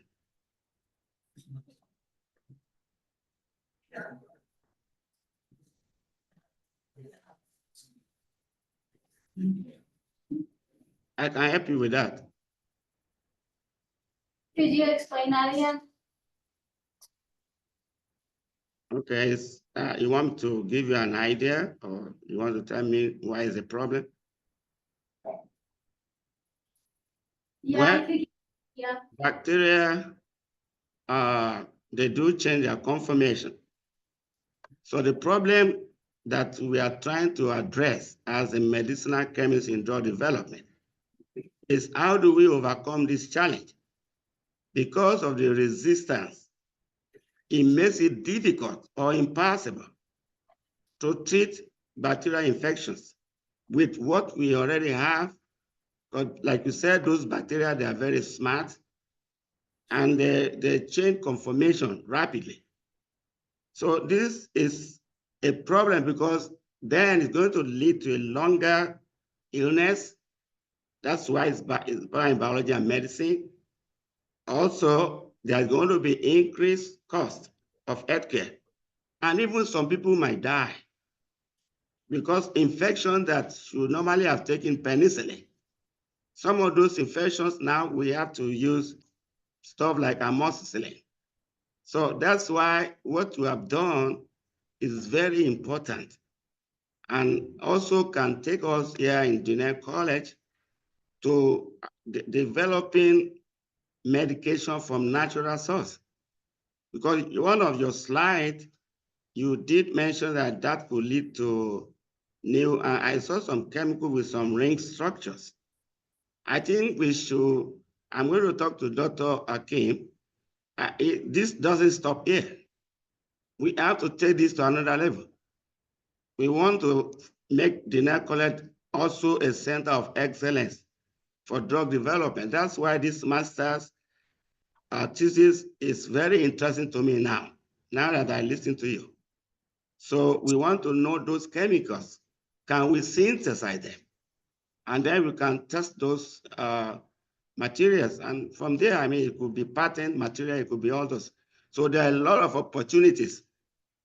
You are getting a master's degree, but it goes more than that. You have done something significant, which we are going to continue from there. Thank you very much. Thank you very much, Dr. Ojo. Yeah, thank you. And definitely, like, we will be more than happy to continue this work with your help here at our Tuba City campus. I see Dr. Miranda Husky. Dr. Husky. Yes. Shanella Kaitlan, Najone Inla. I'm very proud of you.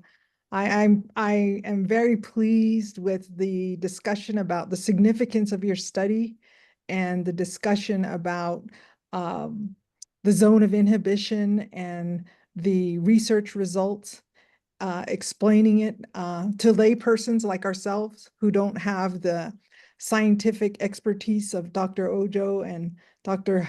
Tabasan Hakim. You made it very understandable, and I could understand and follow along, and for that I'm grateful. I did want to ask, you know, as you're talking about soil testing and the potential existence of new antibiotics in the soil that you researched, I'm just wondering, does that mean then, is it helpful for us to just be walking around outside barefoot, and somehow that contributes to and supports our health response in fighting off disease? I'm just sort of curious about that. Thank you. I would think so, but maybe that's something that could be tested, maybe walking barefoot, then collecting that sample and then testing for it to see if there is any activity there. I would think that would be something that could be tested. Okay. And I had 3 other questions, but you've all answered them in your informative presentation. So I'm very proud of you. Good job. And I'm grateful to all who supported her. Yeah. Thank you. Thank you, Dr. Husky. Thank you very much. Dr. Shreeta. I saw your hand. Yes, thank you so much. Lots of work, and it's a very involved project. I had 2 questions. I kind of got lost somewhere. I know you initially started your search for novel antibiotics. Okay, and while you were analyzing these different bacteria, I wondered if at some point you used any antibiotic controls on your plates. Because how would you know if the mode of inhibition is via a known antibiotic or a novel antibiotic? That is one question. The other question I had was, I could not see the link from your studies between bacteria coming from areas of heavy metals like uranium and their link to development of novel antibiotics. Thank you. Okay, so she has 2 questions. One is that, first thing is that the chemical testing, that have you compared it with any current antibiotic or not? Number 2 is that the heavy metals, have you collected the soil samples from any place where the heavy metals are present, and have you tested that thing? That how the presence of heavy metals can influence these bacteria? So she's asking if I tested for chemicals? Yes. So as far as my research, I did not test the chemicals. I only got as far as looking for the zone of inhibition and then the sequencing, but the testing of the chemicals, I could do that in a further study if I continue to do my PhD. So if I plan on doing my PhD, that could be my next step. And as far as the uranium contamination, no, I did not collect any samples near contaminated areas.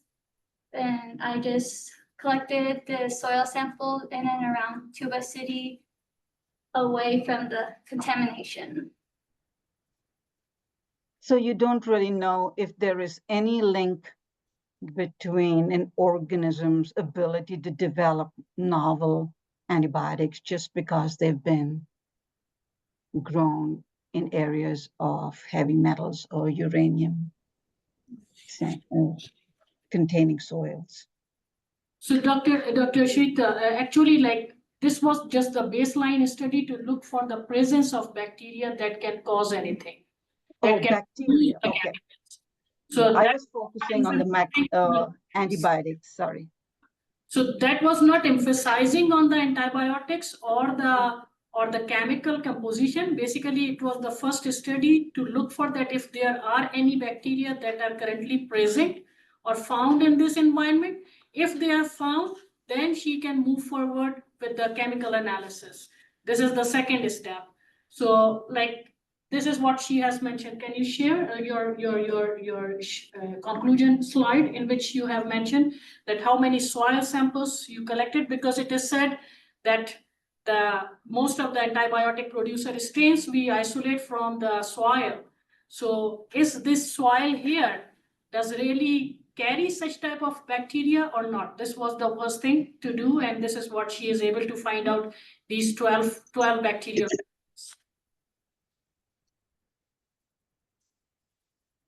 Thank you.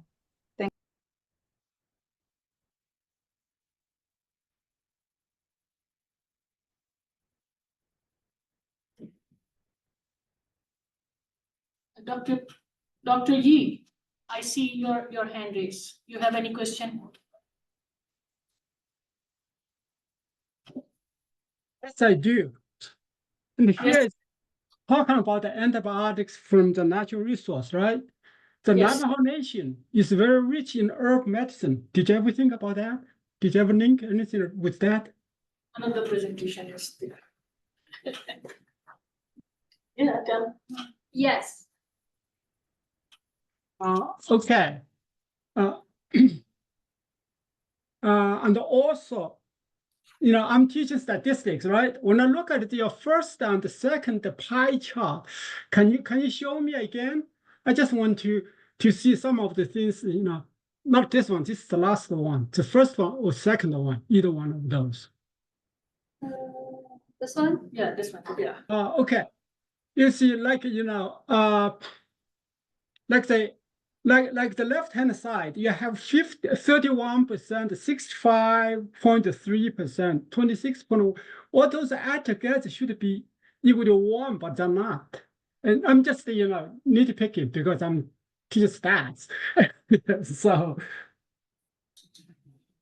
So in a way, I maybe you know, the way you put the presentation needs to be changed a little bit because I'm not, you know, kind of an expert on what you're talking.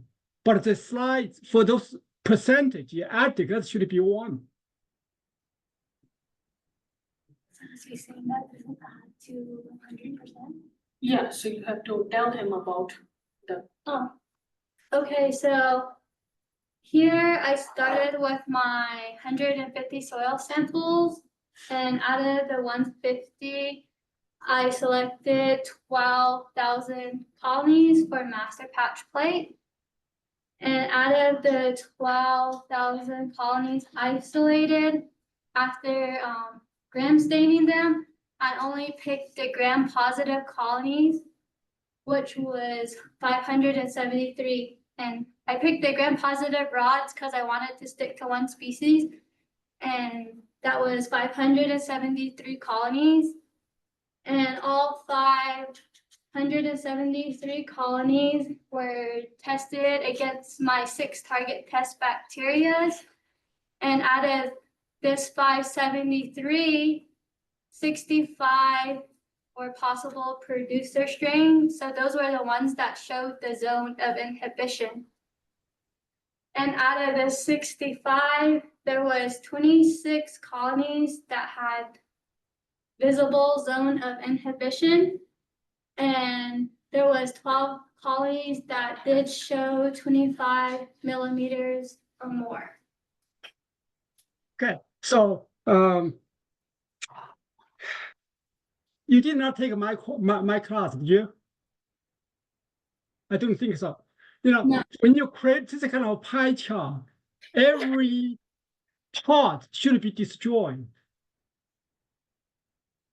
Okay, like it's just like, you know, when you have students, you have grad student.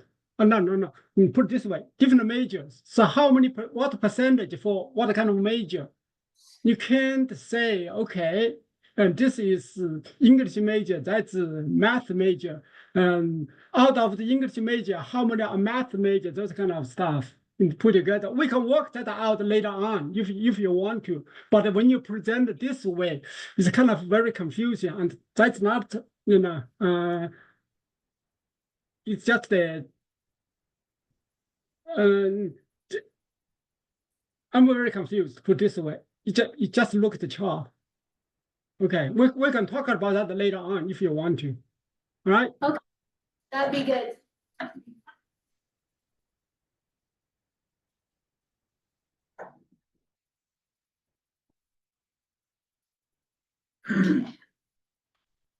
Okay, thank you very much. Thank you, Dr. E.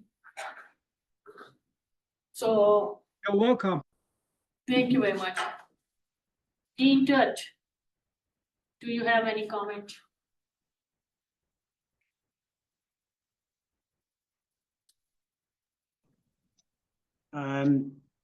Like to thank all of the presenter, especially in this day and age. I think we have outstanding students that are doing these kinds of research. And it's so amazing to see what the nation is producing to help the Navajo people in terms of reservations. I think this is for us a lot that we can learn from it. You're doing the research yourself in support of the Navajo Nation. And I'd like to thank the National Science Foundation, TCUP, to give us the opportunity to develop our master's program. This is where we dreamed that this things happen. So it was good to see and listen to all of you expert in these studies. Thank you.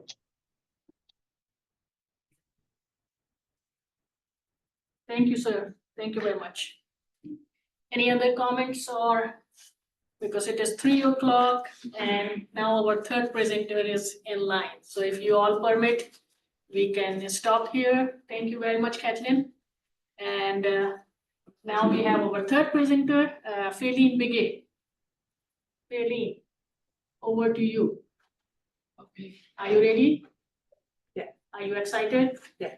Okay, let's go. Can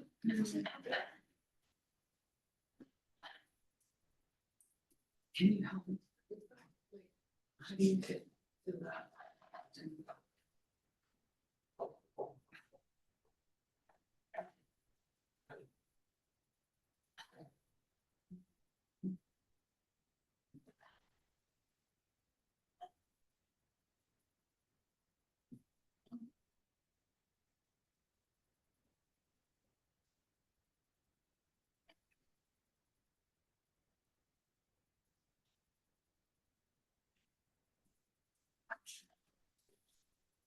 Hello, can you hear me?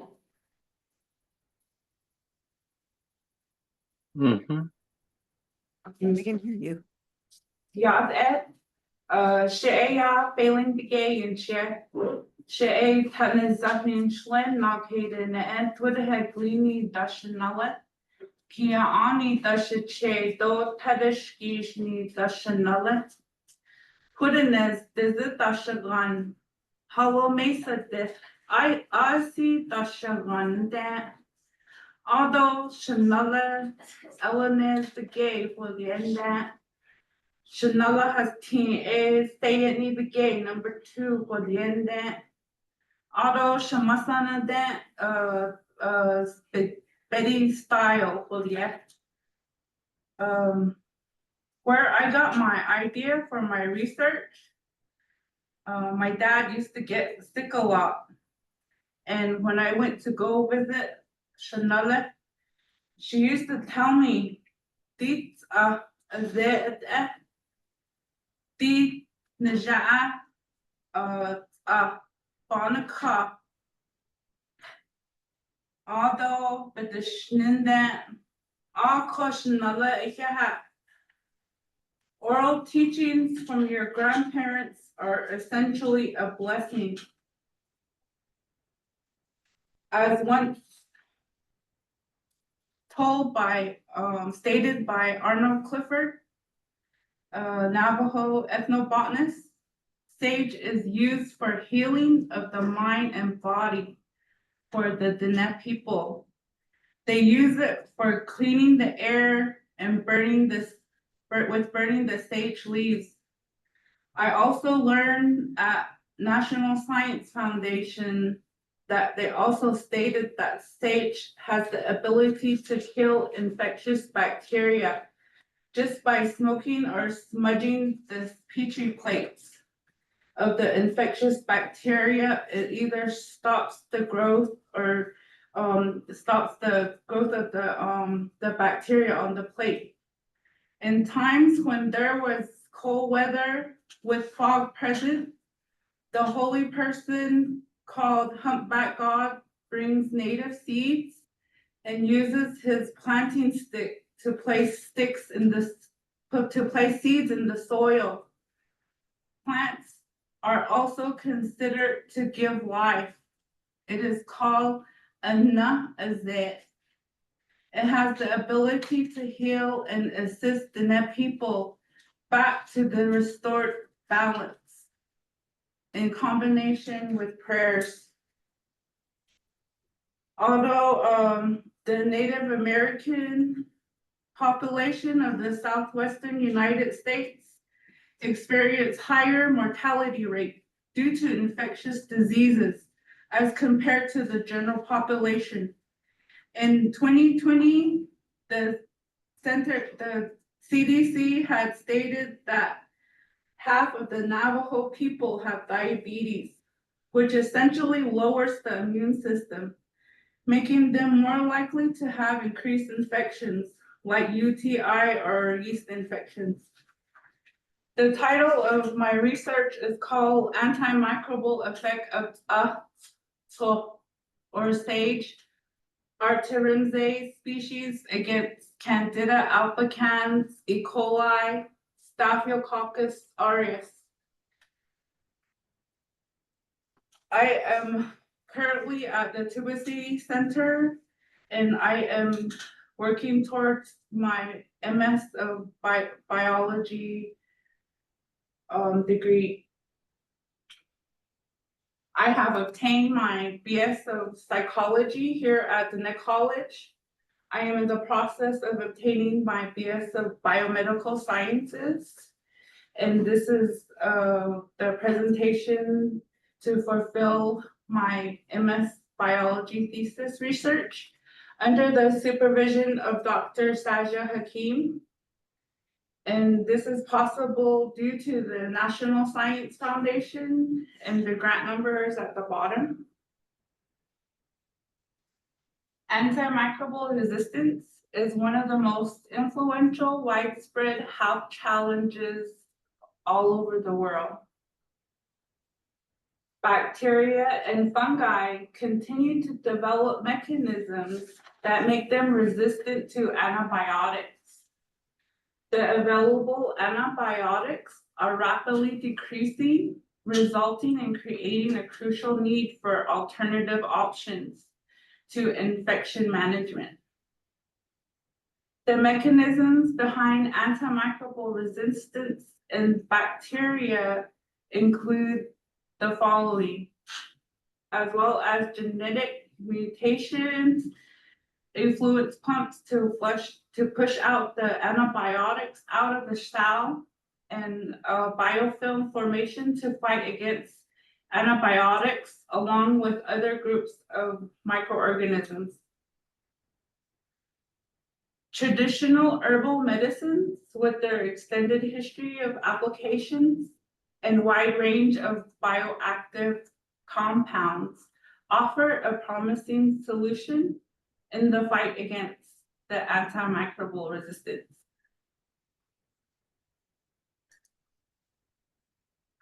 My hypothesis is sage extracts, if made with proper organic solvents or added with currently available antibiotics, can increase their efficiency against bacteria and yeast.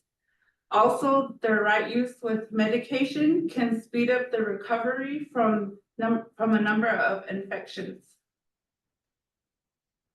I decided to use octol or sage or Artemisia species that was collected here in Tuba City.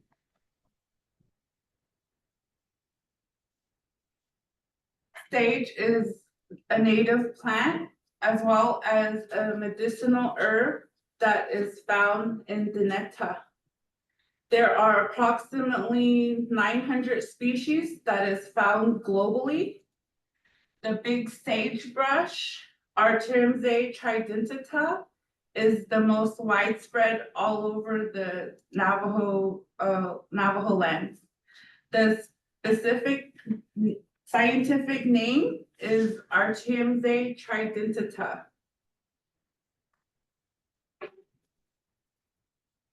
The black light test is utilized to find the high coumarin content when the sage leaves are crushed with alcohol and water, and it is illuminated with the fluorescent bright blue light to find if it is either the big sage brush.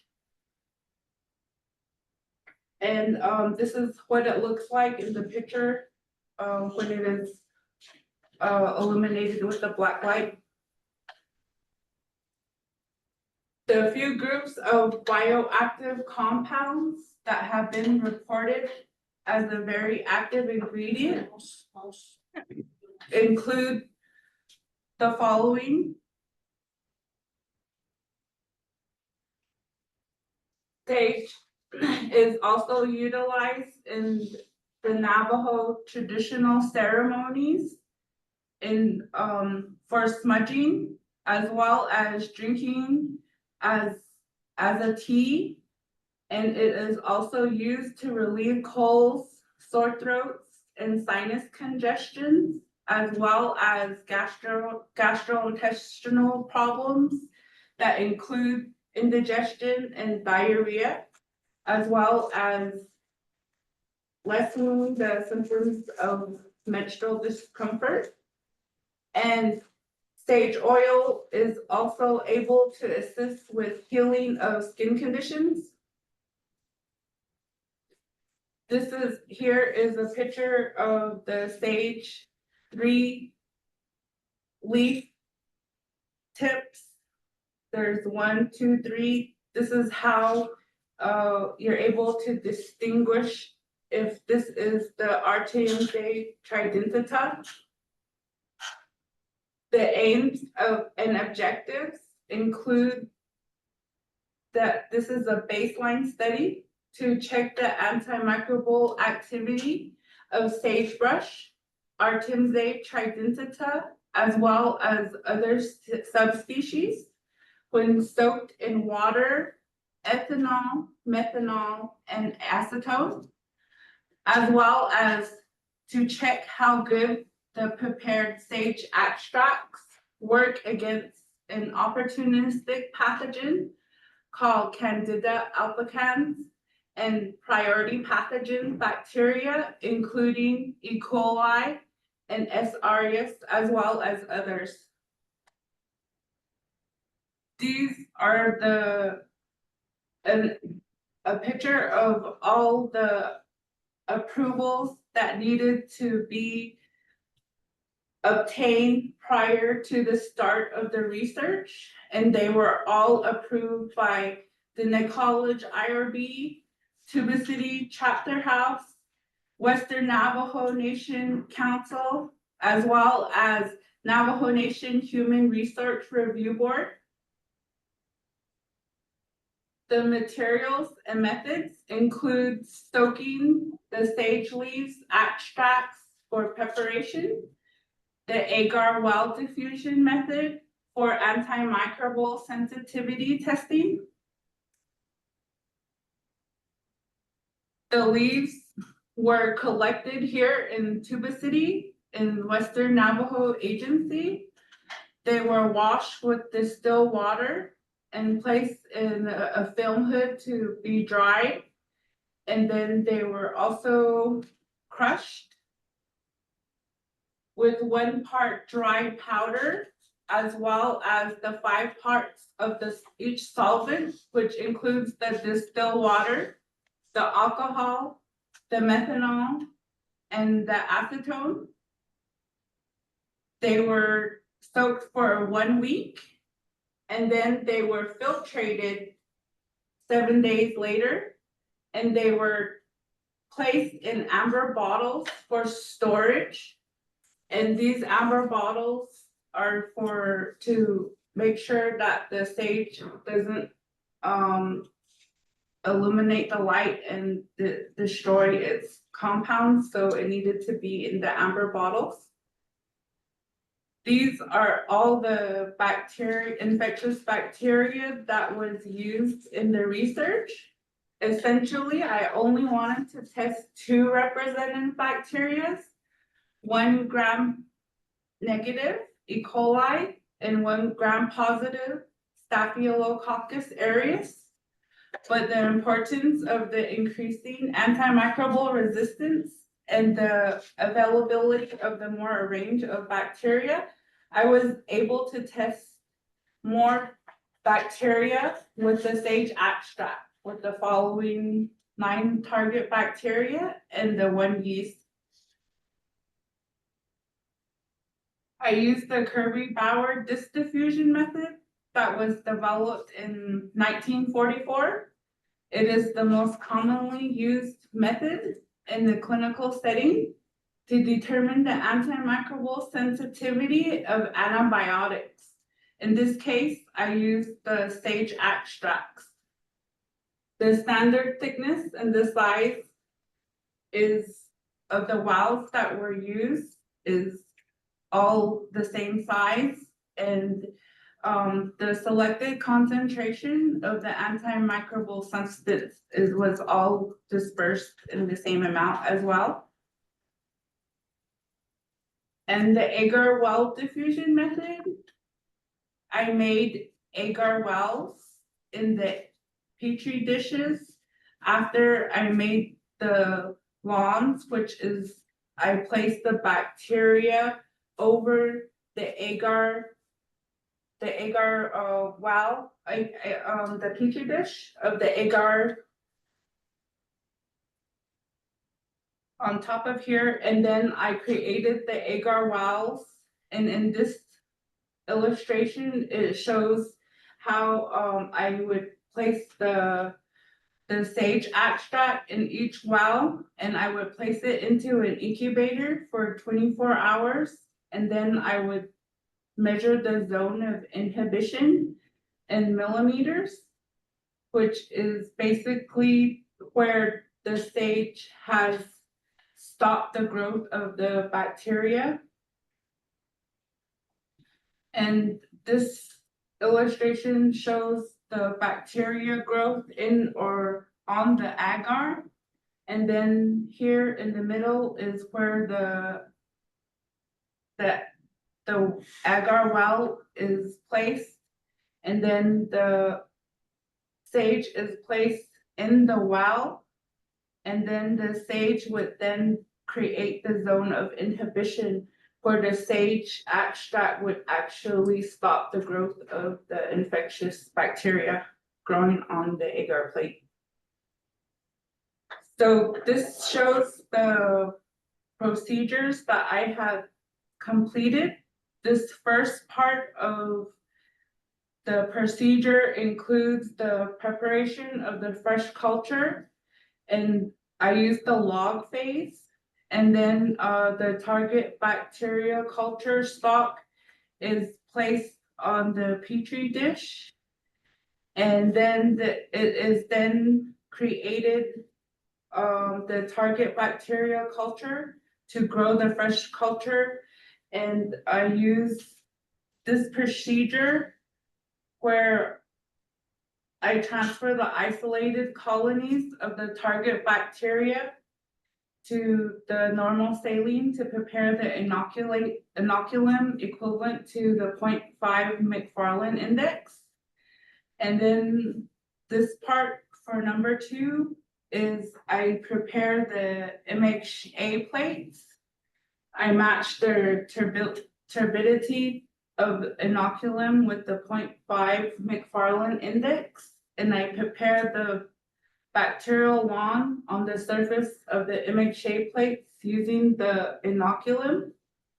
And then I prepare the wells in the agar here.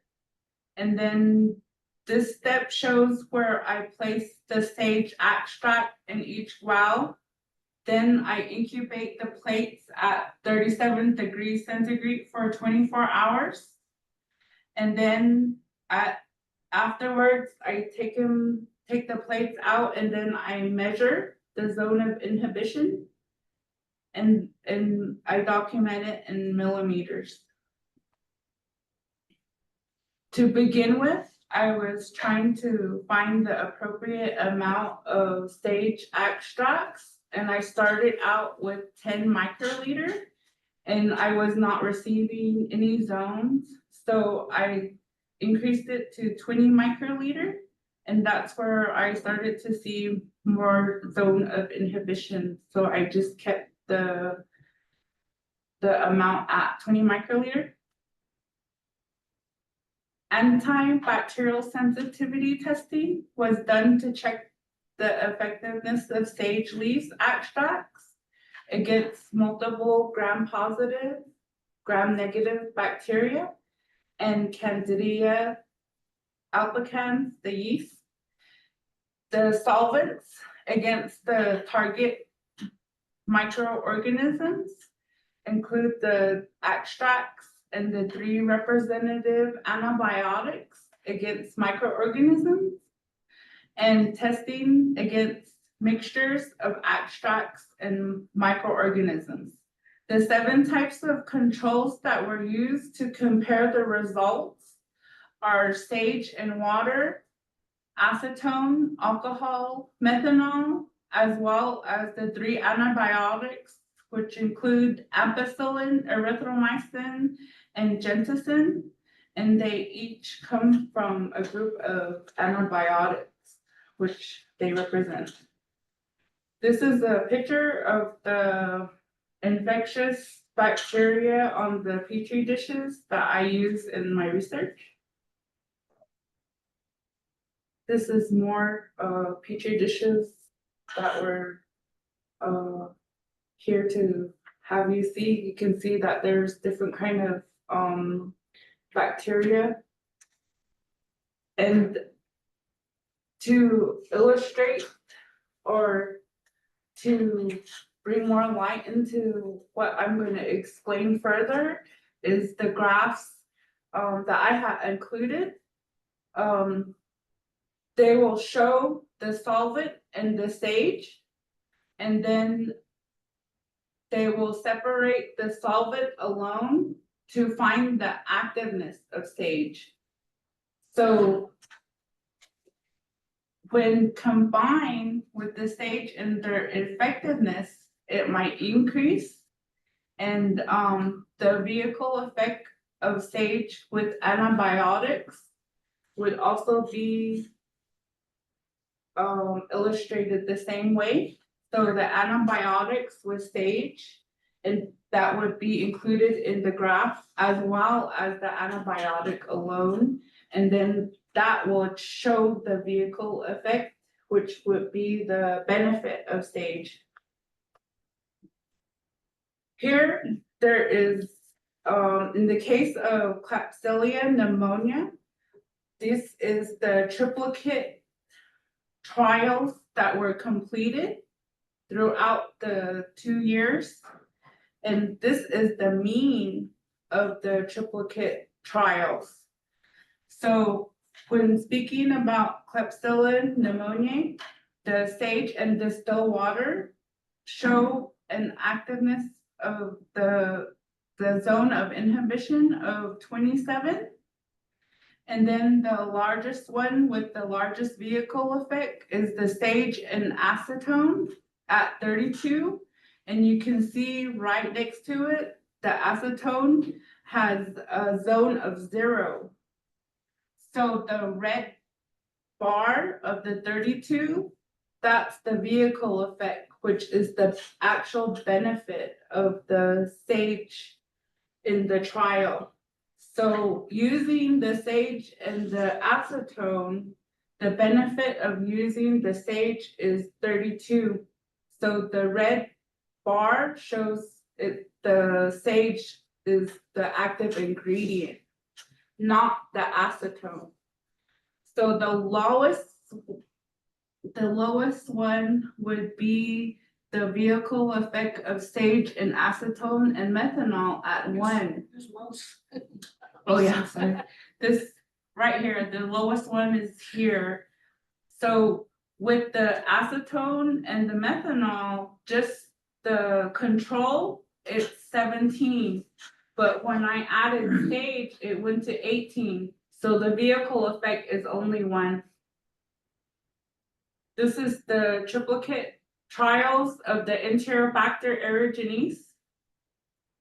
This is the mean of the Enterobacter aerogenes, and the highest vehicle effect would be the sage and the alcohol.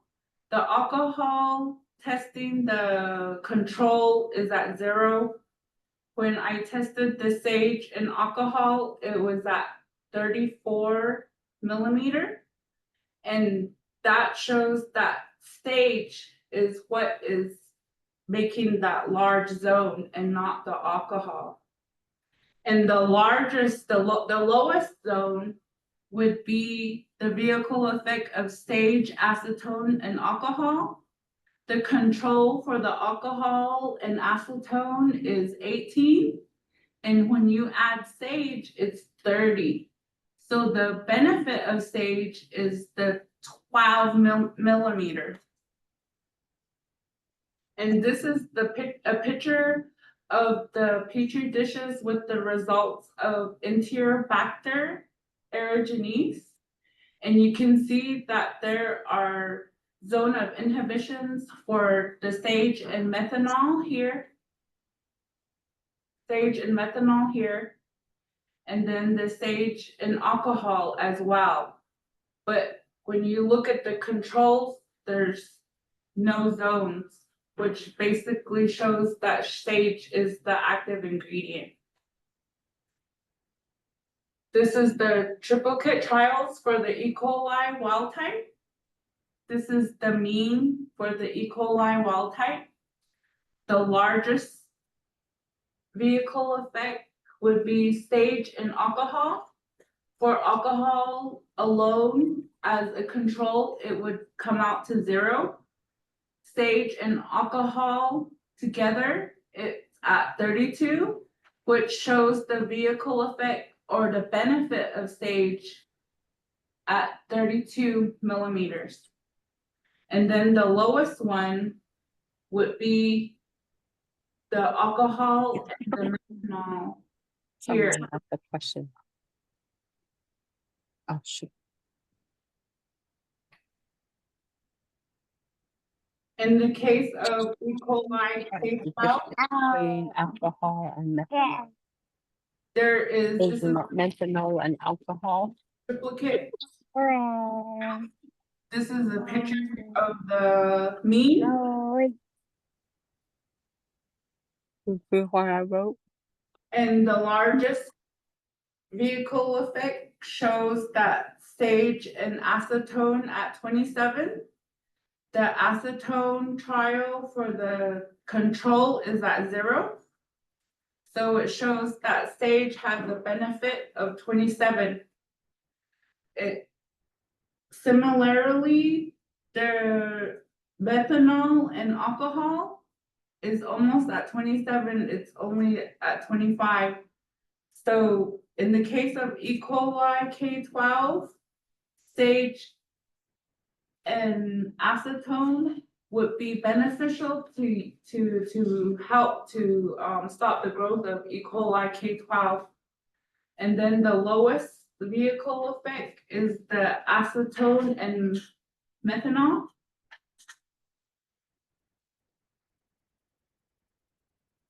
This is a picture of the petri dishes for the E. coli K12.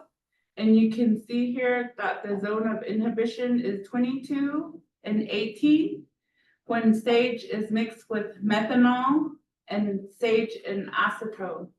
And you can see here, these other ones do not have any zone of inhibition, and they are all the controls.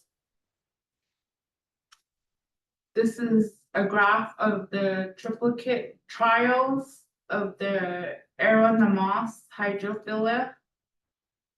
This is the graph of the means. The largest one is the vehicle effect of the sage and methanol. Methanol control trial was at 0. Methanol and sage was at 29.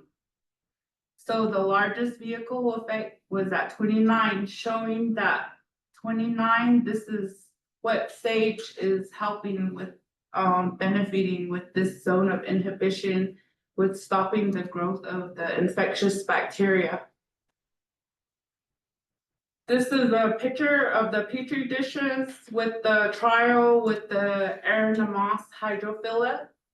And you can see here that the sage and methanol and acetone, as well as the sage and acetone and alcohol and the alcohol and methanol, all have zones of inhibition. And the other ones all are control, which do not have any zone of inhibition. This on this side has the picture of the result of the antibiotics. So you can see here that the genticin and the ampicillin do have a benefit against this Aeronymous hydrophila. When it comes to Staphylococcus epidermidis, this is the triplicate result of the graph. This is the mean of the graph. And the largest mean would show for the vehicle effect of sage and acetone. The acetone would be, the control would be 0. And then the sage and the acetone, the zone of inhibition is at 37.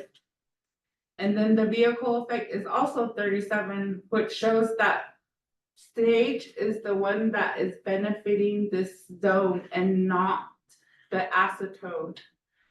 And the lowest one would be the vehicle effect of sage, acetone, and alcohol. These pictures show the sage and methanol against Staphylococcus epidermidis. And this type of bacteria affects the skin infections. This picture is a picture of the sage and alcohol and methanol. with the zone of inhibition of 38. When it comes to Staphylococcus aureus, this is the graph for the triplicate trials. This is the mean for the triplicate trials. The largest vehicle effect is the sage and acetone. And when you're testing acetone as a control, it is 0. When you add acetone and sage, the zone of inhibition is at 26. So the benefit of sage is 26. It's all sage that is doing the zone of inhibition and not the acetone. The lowest vehicle effect in this graph would include the sage and alcohol and methanol, and the sage and acetone and methanol at 0. This picture shows a picture of Staphylococcus aureus with methanol, acetone, and sage with a zone of inhibition of 26. And this next one on the right, it shows alcohol, methanol, and sage with the zone of inhibition at 28, sorry. And this, when it comes to Staphylococcus, Streptococcus pyogenes, this is the triplicate trial of the graph, and this is the mean. And the largest vehicle effect is the sage and alcohol. When testing the alcohol as a control, it came up to 14.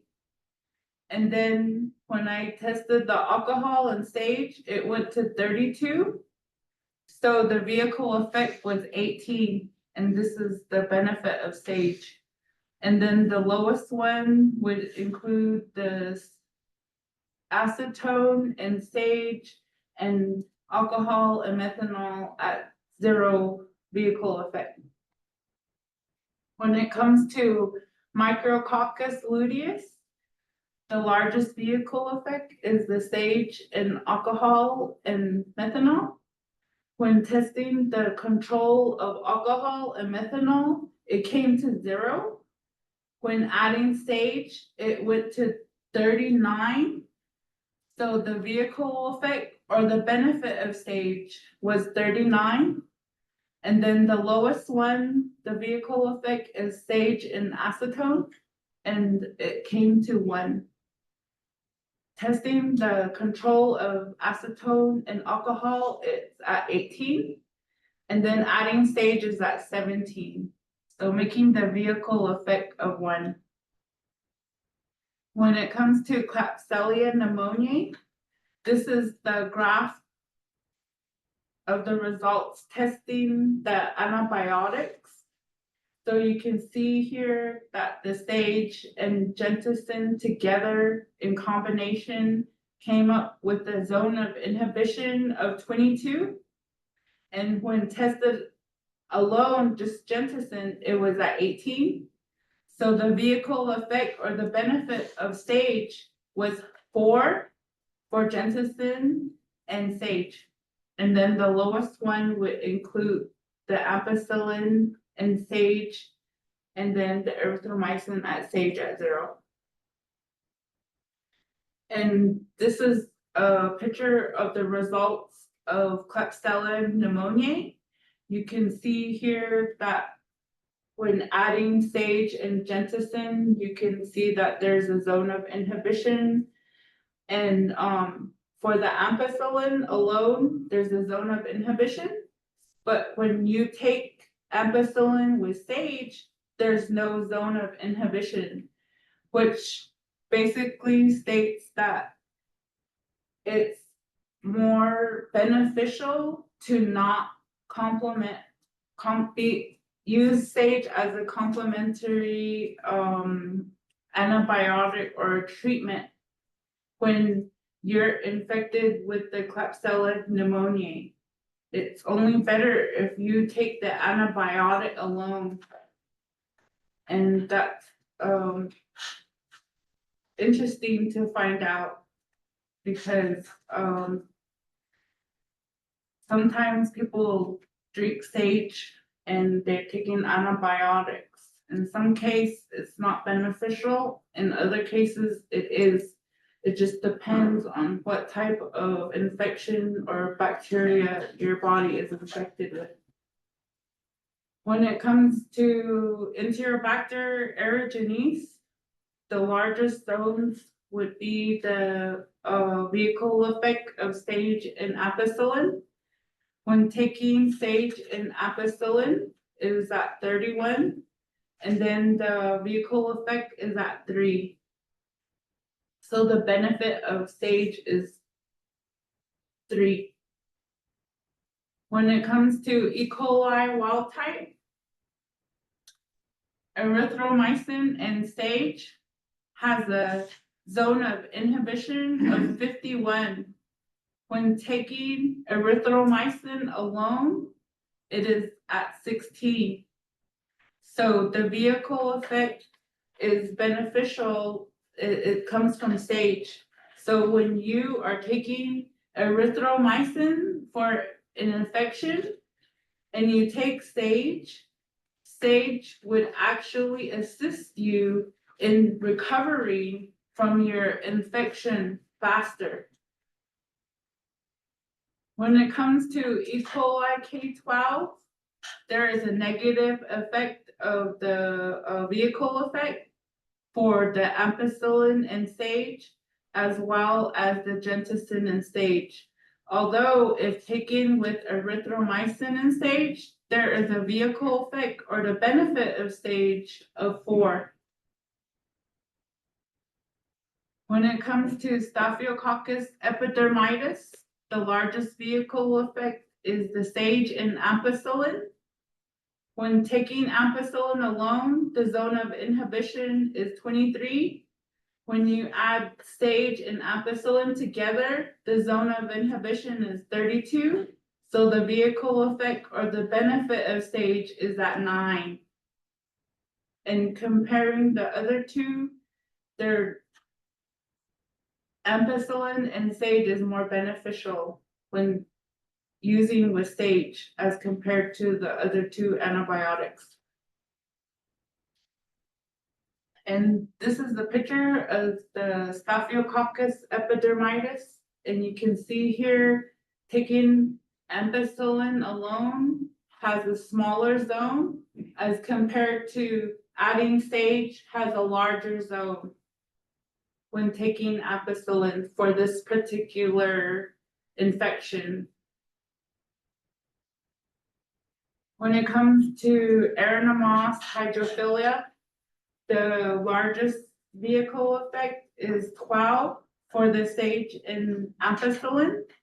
When testing ampicillin by itself, the zone is at 20. And when adding sage, it's at 32, making the vehicle effect the benefit of sage at 12. When it comes to Staphylococcus aureus, the vehicle effect, the largest vehicle effect is the sage and ampicillin. When testing ampicillin alone, it came to 27. And then when adding the sage, it went to 34. So the vehicle effect was 7, which is the benefit of sage. When it comes to Streptococcus pyogenes, when taking erythromycin alone, it's at 18. When adding sage to erythromycin, it went to 19, which makes the vehicle effect of 1. This is the picture of the petri dish of Streptococcus pyogenes. And you can see here, taking it alone is 30 millimeters. But when you add sage, it is at 35. So the vehicle effect is at 5.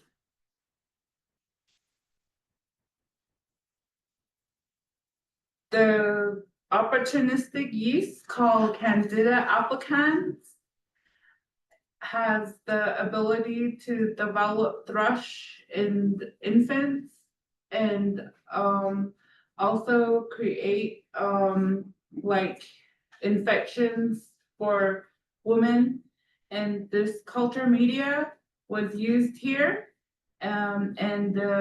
This is actually a picture that was taken of the active yeast that we had obtained from the hospital. And it looks kind of like a face, but this is what it looks like. And this is when it comes to Candida albicans, the largest vehicle effect is stage and methanol.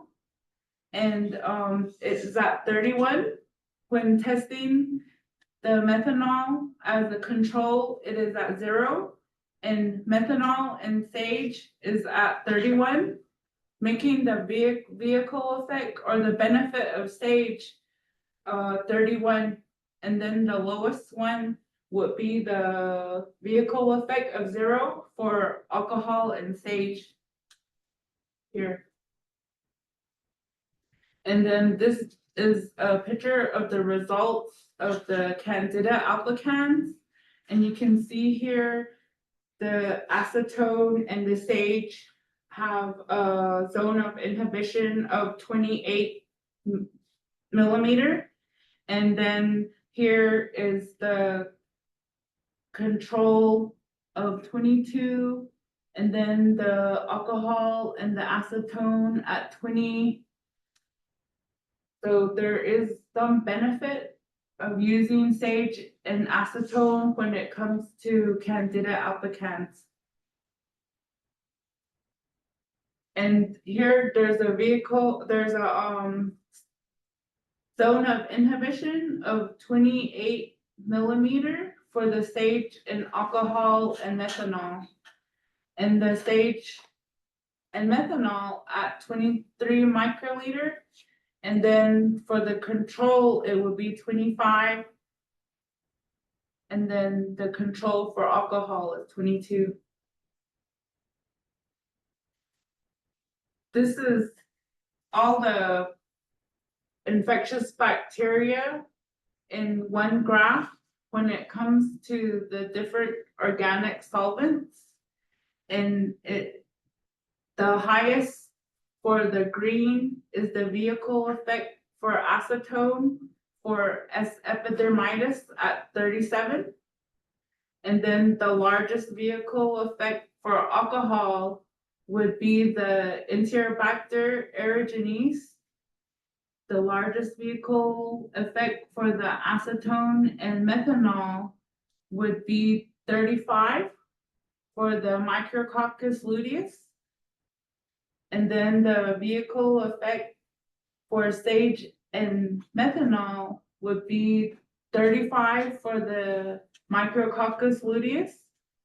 The vehicle effect for acetone and alcohol and methanol would be the 39 for Micrococcus luteus. This is a graph of the vehicle effect of sage. And you can see here that the vehicle effect of sage of the erythromycin is at 35. And then the lowest vehicle effect would be the distilled water and sage at all zeros. With the current knowledge about sage plants, it is believed that the sage plant's extracts would be a good addition to antimicrobial medicines against infections that is caused by both bacteria and yeast. And it would also be able to fight antibiotic resistance. By making extracts in different solvents like ethanol, methanol, acetone, and water, it will help us gather the baseline data on best possible chemical solvents with activity that is effective component of sage.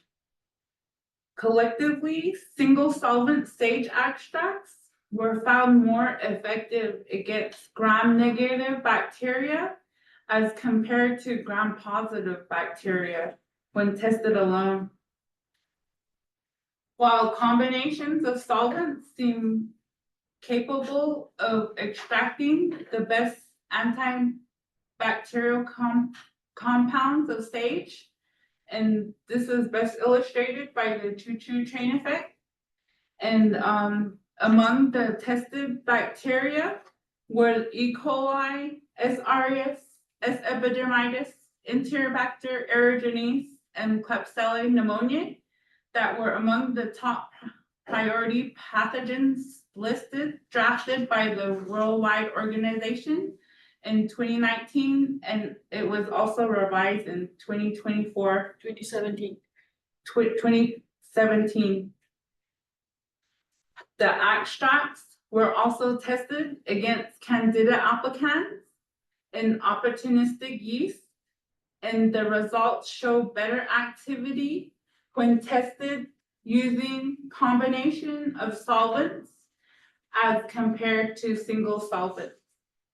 These bacteria have the ability to develop rapid resistance against available antibiotics. Our experiments show promising results against E. coli, Enterobacter aerogenes, and Klebsiella pneumoniae, and also against Candida albicans, indicating needs for detailed studies on sage extracts that might provide a better solution to deal with infections caused by these priority pathogens. The sage extracts were found stable throughout the study and gave almost similar results with minor differences of 3 to 5 millimeter in zone sizes. These findings indicate that sage possess antibacterial properties and that selecting the right solvents is the important factor towards optimization of the sage efficiency. This stage definitely possesses biologically active molecules that can positively engage with some antibiotics, offering a new prospect for using complementary therapies to fight drug resistance. For an example, having sage tea in certain specific infections caused by Streptococcus pyogenes or E. coli could have a complementary effect if the treatment is done with erythromycin. Similarly, sage used with the combination of solvents, including acetone and methanol, with minimum exposure limits that are non-toxic, and typical ointments can benefit skin infections that are caused by both Staphylococcus aureus and Staphylococcus epidermidis, or Candida albicans. Future investigations might center on the extent to which increasing or decreasing the amount of sage and all the type of solvents has the comparable relative effect to different concentrations of other class of antibiotics, and how to use this important plant, and as well as its extracts in complementary therapies, especially to treat infections caused by multi-drug resistant organisms.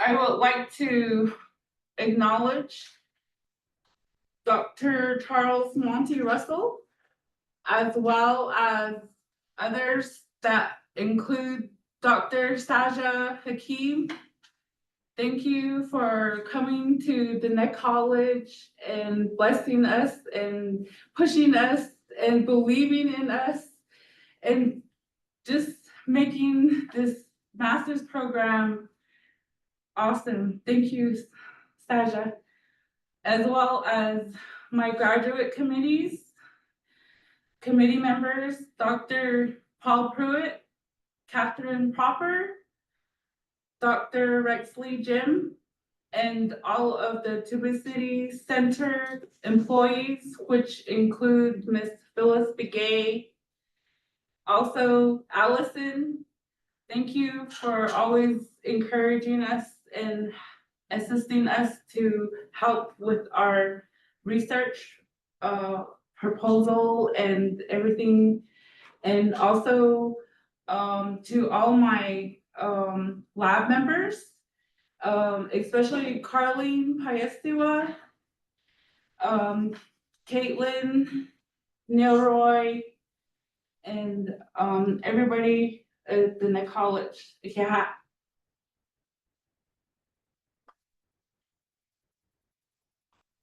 Questions?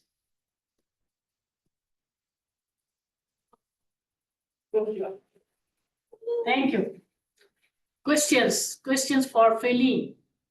I see Dr. Ojo. Dr. Ojo. Here.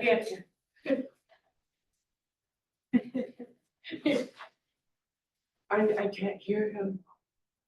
Dr. Ojo, we cannot hear you. All right, sorry, I mute my, I just want to congratulate for a job well done. Again, because this is my area of expertise. So I would like to ask that if you can go back to the slide that tells us about the mechanism of resistance. Mechanism, I think it might be the first or the second one. Mechanism of antibiotic resistance. Keep going. I think it might be at the beginning.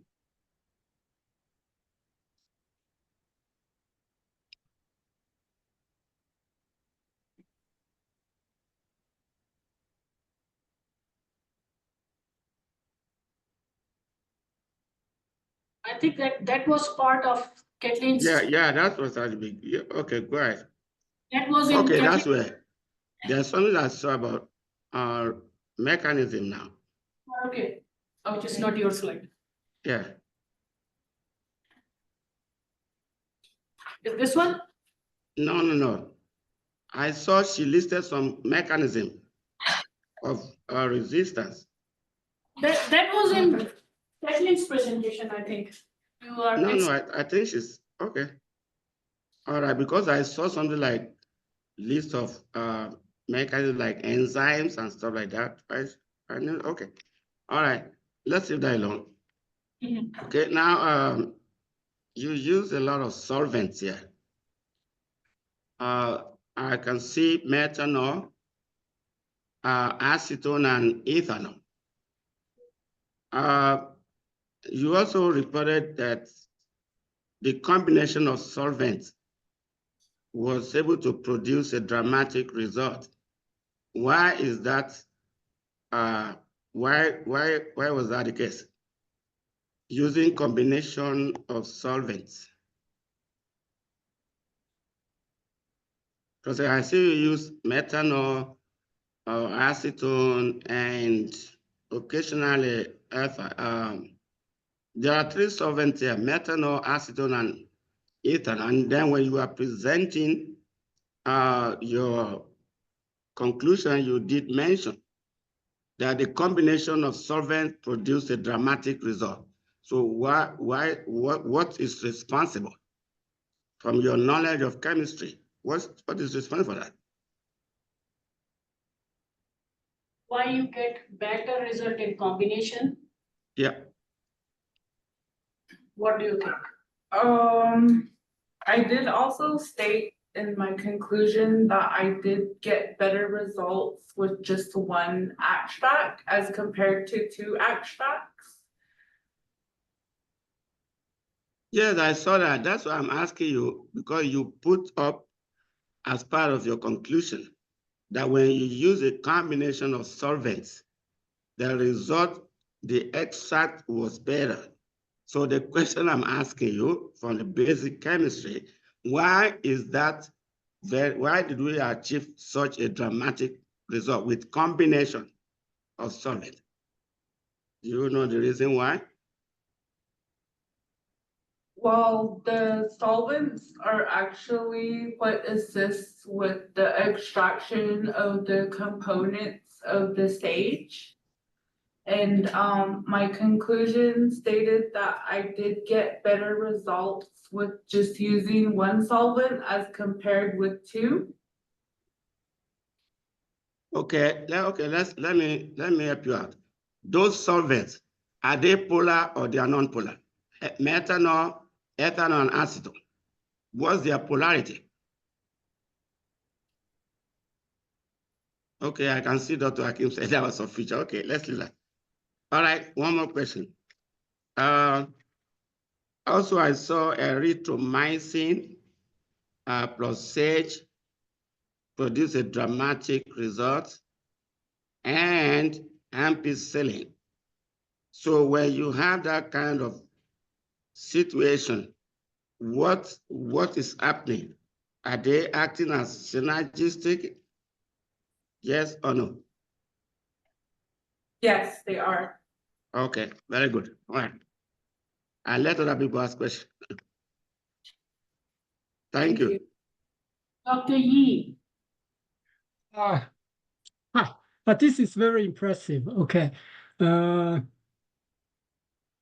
question is, because the sage we use in China, we used to cook, and also the red sage, we in the traditional Chinese medicine is supposed to have those kind of known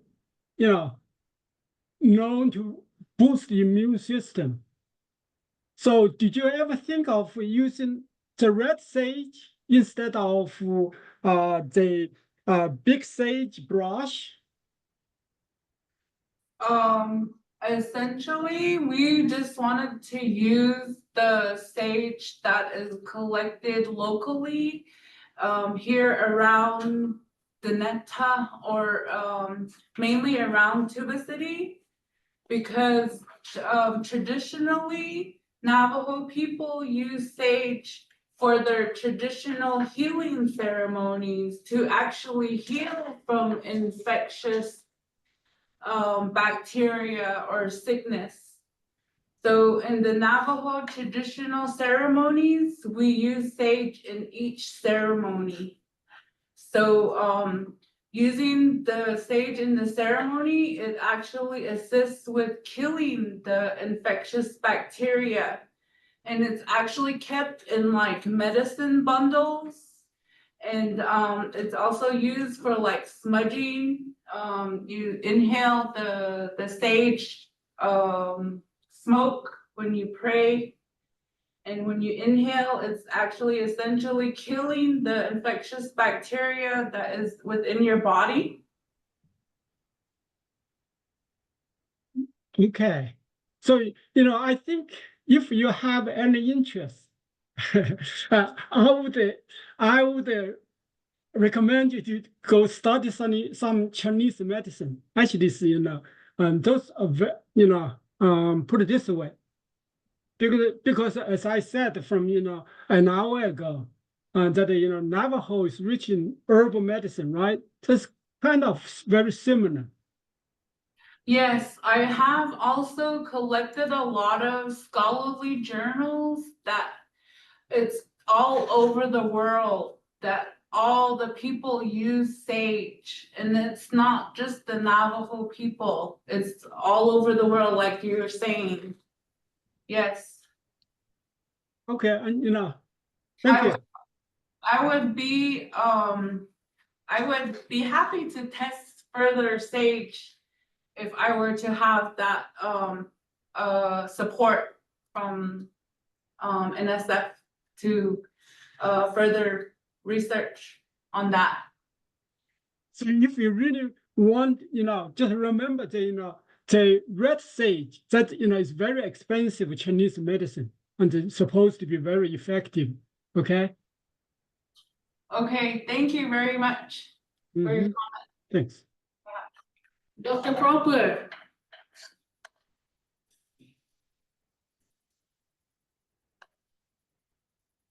So, Kathy, yeah. yeah, hi, Faylene. You did such a good job, and I've been so impressed with just watching the progress of this particular project. So, congratulations first. And then next, I just have a few questions. And one comment, and the first comment is I really like how you used the train analogy in describing your experiments and your study and your hypotheses. So just thank you for that. I always like a little bit of fun in presentations. And then one question I have is why use this species in particular and not salvia or some other type of sage? And would you expect similar results? The sage that I had utilized is found locally here in Tuba City. Rather than going out to try to collect other species, the species that is currently in and around Tuba City is very plentiful, and it is also used by traditional healing medicine men, and I think that's really important to bring about and bring awareness, because that just goes to show that our traditional healers have the knowledge of healing prior to colonization, because all our teachings are all oral teachings. Like I have stated from the beginning, my father's mother, Shanalandan, she's the one that told me this is medicine, and it just always stuck with me. And even to this day, when I started the master's program, I always wanted to test that theory to bring about the benefits of the Navajo traditional ceremonies and how important it is to our people, and how much it is also created us to be very resilient against this epidemic of what we go through, of each flu, each COVID, each condition. We have the highest rate of infectious rate. We have the highest morbidity rate of like infections. So I kind of wanted to bring out the Navajo culture traditional approach to healing. So that's why I wanted to make sure that I chose the plant here in Tuba City, because all our healers are here. All our medicine men know which plant to choose, and it's all here.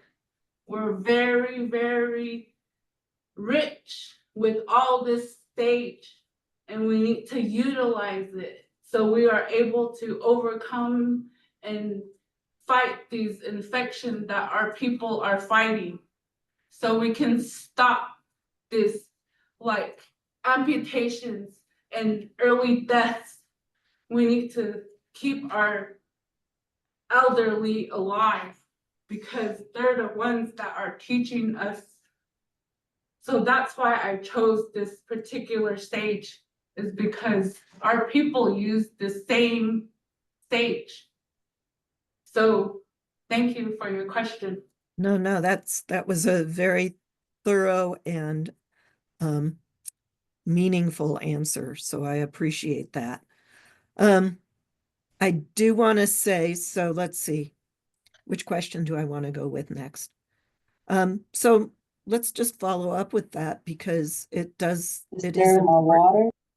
important that we follow up with the next steps.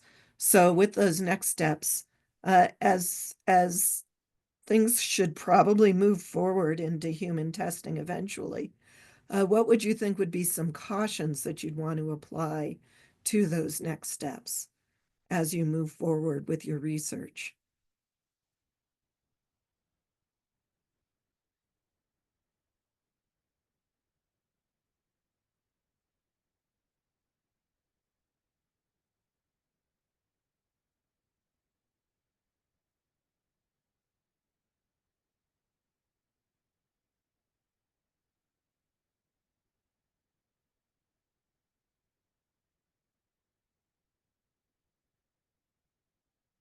I think I'm not hearing the room. And I'm so curious, I want to be able to hear the response. Faylene is muted. Yeah. Thanks, Don. Faylene, we can't hear you. Maybe they're consulting.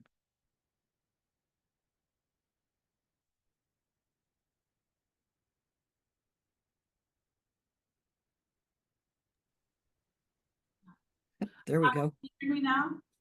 We can hear you now. Okay, so what you had asked, we would need to further explore that. But we did ask Dr. Ojo, and he did state that it is safe to use the extracts of the acetone and the alcohol, but not in the oral form, but for ointments for the skin infections. So that I believe is very important, because our people have a higher rate of skin infections. And it could be possibly due to the fact that our people are like, half of our people have diabetes.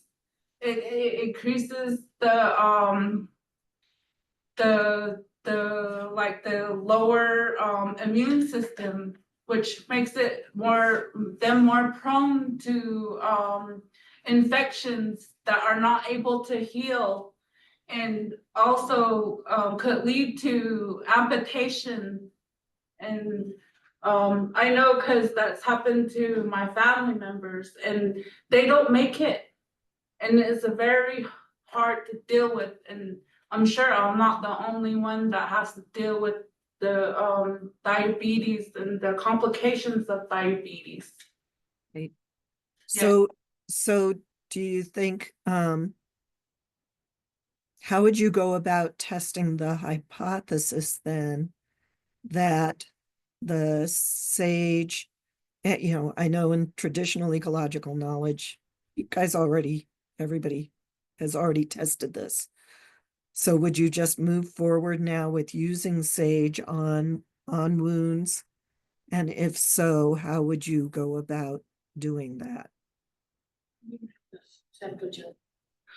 To further explore that, we would do the cell culture to test the sage extracts against the cell culture. And we have that the equipment available here at Tuba City Center to complete that.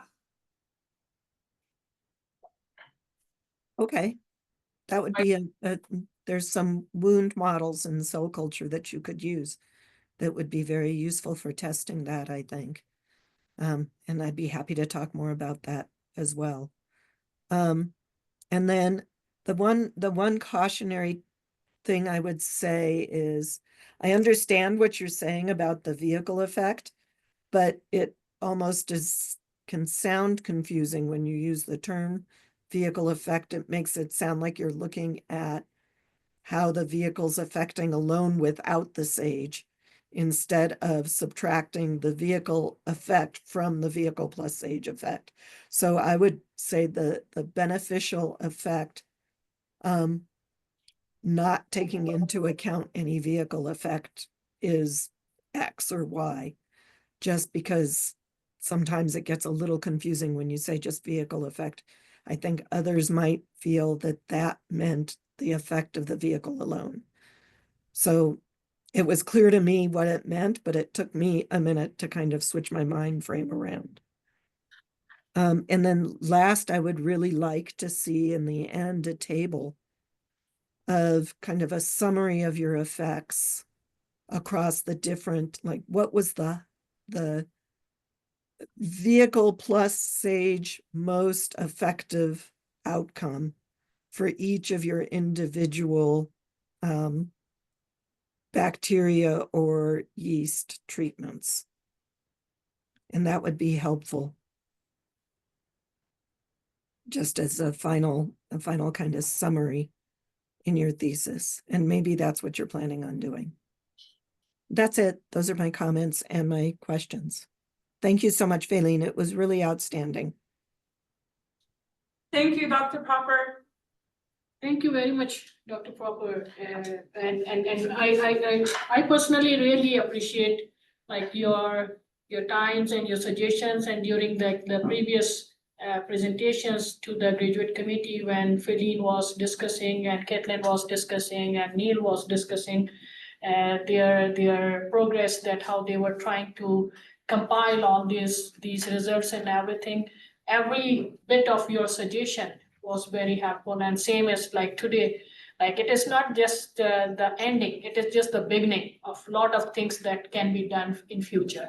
So we have like started doing these baseline studies here, and on the basis of what kind of equipments and supplies and every resource we have available, we are looking forward continuing these efforts. We have some students already who have taken on the next steps, and hopefully like we will be seeing that how we can even establish the cytotoxicity studies here with the help of both our Dr. Ojo, who is a chemist, and then myself, cell and tissue culture. We have developed the cell lines and everything here. So definitely like we are in a position that we can do. We cannot do the animal testing definitely, because like the ethical issues and all the other things that matters. So at least at lowest level, we can easily do the cell culture testing and toxicity set testing using those plague assays and others. And we are looking forward for not only these chemicals that Kaitlan was found, was able to look for those bacteria. So like, let's see what kind of chemicals are present there. Are they new components or not? And similarly for Faylene's work, that whatever the result she find out, now is the time to find that which one out of these three is the best, and then look forward that how this best we can use in a way that it can be useful. I like here, like Faylene, I don't know like if you want to share or not, but like she has a daughter and Faylene, you okay? Oh, yeah. So Faylene has a daughter and she has some skin condition, and this is basically when she came to me for the first time, she wanted to look for some kind of solution for her skin condition, and she mentioned about that using sage, and this is where we started that why not. So one thing is that maybe like we can make the dressings out of it, and making those dressings available for all these different type of skin conditions. So there are a lot of things that can be done. Definitely, but like it takes a little time, more better deep studies, and I'm hoping that even like maybe like she can join your lab at NAU, and we can do a joint venture so she can complete her work in her PhD and complete for like all these things that can be done together. So there are a lot of things, but again, this is the first step that we were able to take, and we are moving forward with a lot of new ideas, new things in mind that what we have to do. Thank you very much. Well, all three of the students who presented today have just done an outstanding job. And I'm so happy that this master's program has gotten off the ground. And I certainly look forward to working with you all as we've kind of discussed over the past year and a half moving forward. So as this continues to grow, I'm really excited to see how everybody who presented today moves forward and how other students in the program move forward. So thank you for allowing me to participate. Thank you so very much. Thank you so very much. I see some hands are raised. Who are the one? Ojo is first. Yes, and then Dr. Prueitt also. Yes, sir. Yes, I just wanted to, because Dr. Propper was asking about solvents, from FDA standards, so solvents that are allowed for pharmaceuticals, whether it's tablets or ointments, they are grouped into 3 classes. So very good. She is using acetone, that's class 3. She's using ethanol, that's class 3. So class 3 solvents are permissible because they are less toxic. The only one that is a concern is class 2, which is methanol. So by the FDA standard, in pharmaceutical development, that's allowed. But then we have to be very careful. That's class 2. So methanol is the only guy out. So the solvent that I agreed that was good was based on my knowledge of FDA solvents for many of the compounds we have developed into medicine. So she is using the right solvent. And I just wanted to add to that, that it was not just random. It was based on scientific evidence. Thank you. Thank you, Dr. Ojo. Dr. Prueitt. Yes, just a few minutes. Faylene, wonderful work. I've seen your presentations 3 times now, and I'm just think that all the different kinds of comments that were made before you've addressed them very, very well. I want to talk just for 1 minute about the non-translatability of concepts between, so I'm just going to say Hopi, Navajo, and Western science. Location is important as a concept in Old Way. And I think that you could stress that a little bit more. Your answer to why did you use this stage? Well, it was the what was around us and available. Science, Western science, is location independent. I believe that Navajo science is in fact location dependent. And that's both in time and space. And I've written a paper about this involving the Sapphire Whorf hypothesis in linguistics relative to non-translatable concepts. And I would like to just talk with Faylene privately, and I have some new things I'd like to share with her that I've written. And thank you so much. Wonderful presentation. Thank you, Dr. Prueitt. Thank you, sir. Thank you for all the support and providing all these beautiful and very valuable suggestions. And I am really personally also very thankful to our higher administration. Like I see Dr. Landry, our provost, and Dr. VP Lewis, our VP Finance. They both are here since the first presentation. So I would like to see if Dr. Landry and VP Lewis have some words for these students, please.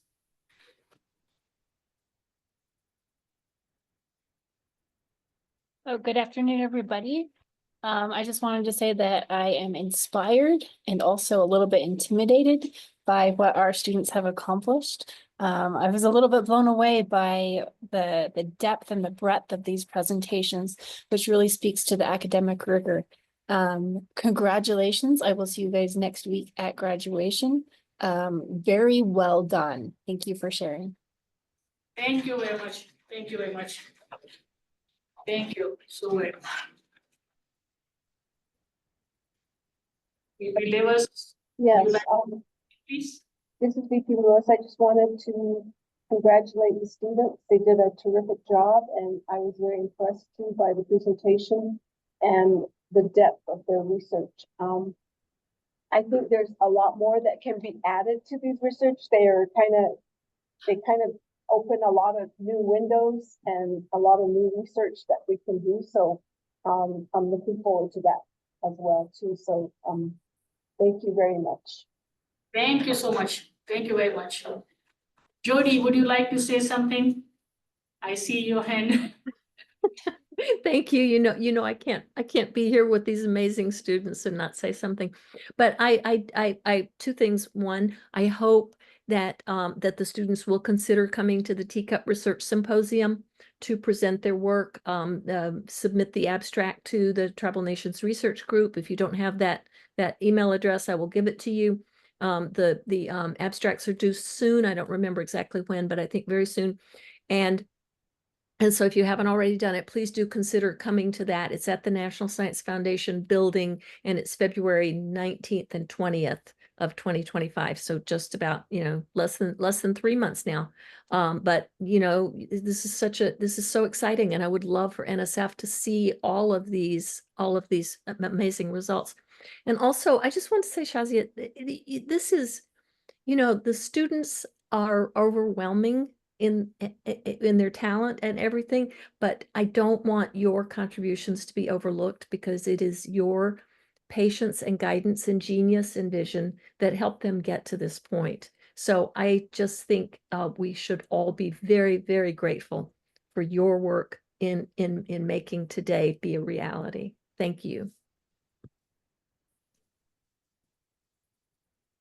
Thank you so much. Thank you very much. This is very supportive of all the efforts that we are trying to do here. Dawn, you are quiet. The man behind this program. Well, it's just another cog in the wheel. I just help out as I can. This is really wonderful. I'm going to start crying if I talk too much. It's extremely exciting to me, and very fulfilling. Each student I know well, and I've heard their presentations before, and am very grateful to their hard work. They've really worked hard. It's really difficult. Master's degree is really scary for an undergraduate at first to go into, to dive into, and I know these students have been very brave, as Shazia, you mentioned specifically their courage, and they've done really well, very well, a lot of work. And they've persevered an extra semester beyond the 2 years that they started a while ago, because our entire college has been lifting itself up to this level. And we started the bachelor's degree as well, 8 years ago, and in biology, and since then have your biomedical and public health, and now the ag as well. And this has lifted the college tremendously, I can see. And the master's degree now is lifting it even further into higher realms of intellectual activity and understanding and comprehension of reality and the deep science, as Paul Prueitt likes to say, the deep, what's your word that you say, Paul? Deep human logic or something like that. Human deep learning. Deep learning. Yeah. Deep learning. And it's very difficult, as a teacher, I see students struggle with understanding the scientific method and hypotheses and dependent and independent variables and the statistics of it all. It gets very complicated very quickly. And so our students are excelling in this, each one. And I just sit back and just kind of like seeing the presents under the Christmas tree. It's just so wonderful to see all this going on. So thank you, everybody, for participating, and let's just move forward. And I'm looking forward to the PhD degree here at Dine College, and and hope that we all can lift ourselves up to that level very soon. Everybody. Thank you so much. Thank you very much. Any last comment? Anyone want to say something? Then we will be saying thank you to all of you who are here since 1 o'clock, continuously supporting these students. being here for that long time. It is like itself is a testament that you all are how much willing to support these young lads that whatever they want to do and support our efforts. Like we alone, nobody can do anything. We need the whole team, and all of you are our support system. So thank you very much for being here, and thank you. What else? It is really like overwhelming for me also. Thank you very much. But I think like we are good, and here I would like to show, like, Kathleen, show your daughter. So when Kathleen joined us, she was born, and now she is 2 years old. So happy birthday to her. So it is like commendable for Kathleen also that having the new mother for this young lady, and still continue to complete her MS thesis while traveling 2 to 3 hours from Lukachekai and what is the other place like? Round Rock, yes. So it is like they prove that they are really willing to move forward. They want to learn. They want to be the part of the solution. And this is what we are trying to develop here at Dine College also. So thank you very much. Thank you for being here. I'm really thankful. So I think like we are good now. Thank you very much. Bye. Bye. Thank you. Thank you very much. Thank you. Thank you, everyone. Thank you, Shazia. Thank you very much.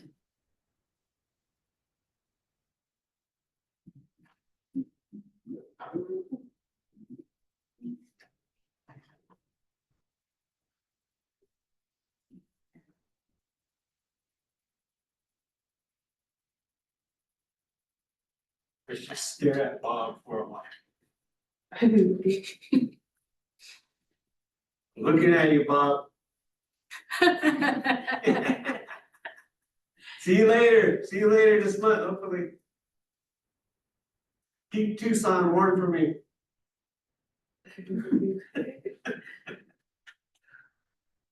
I can't hear you. You're on mute. I think Shazia deserves a special thanks for what she's accomplished through energy and effective leadership. And I'm really impressed with what you've done, Shazia. I'll get out without saying too many kind things, but I'm thinking them all. You're doing great. Thank you so very much. Thank you, Bob. Your help is always appreciated. You guided it a lot. Thank you very much. All right. Good night. Good night. Thank you. Later. Thank you. Have a good day.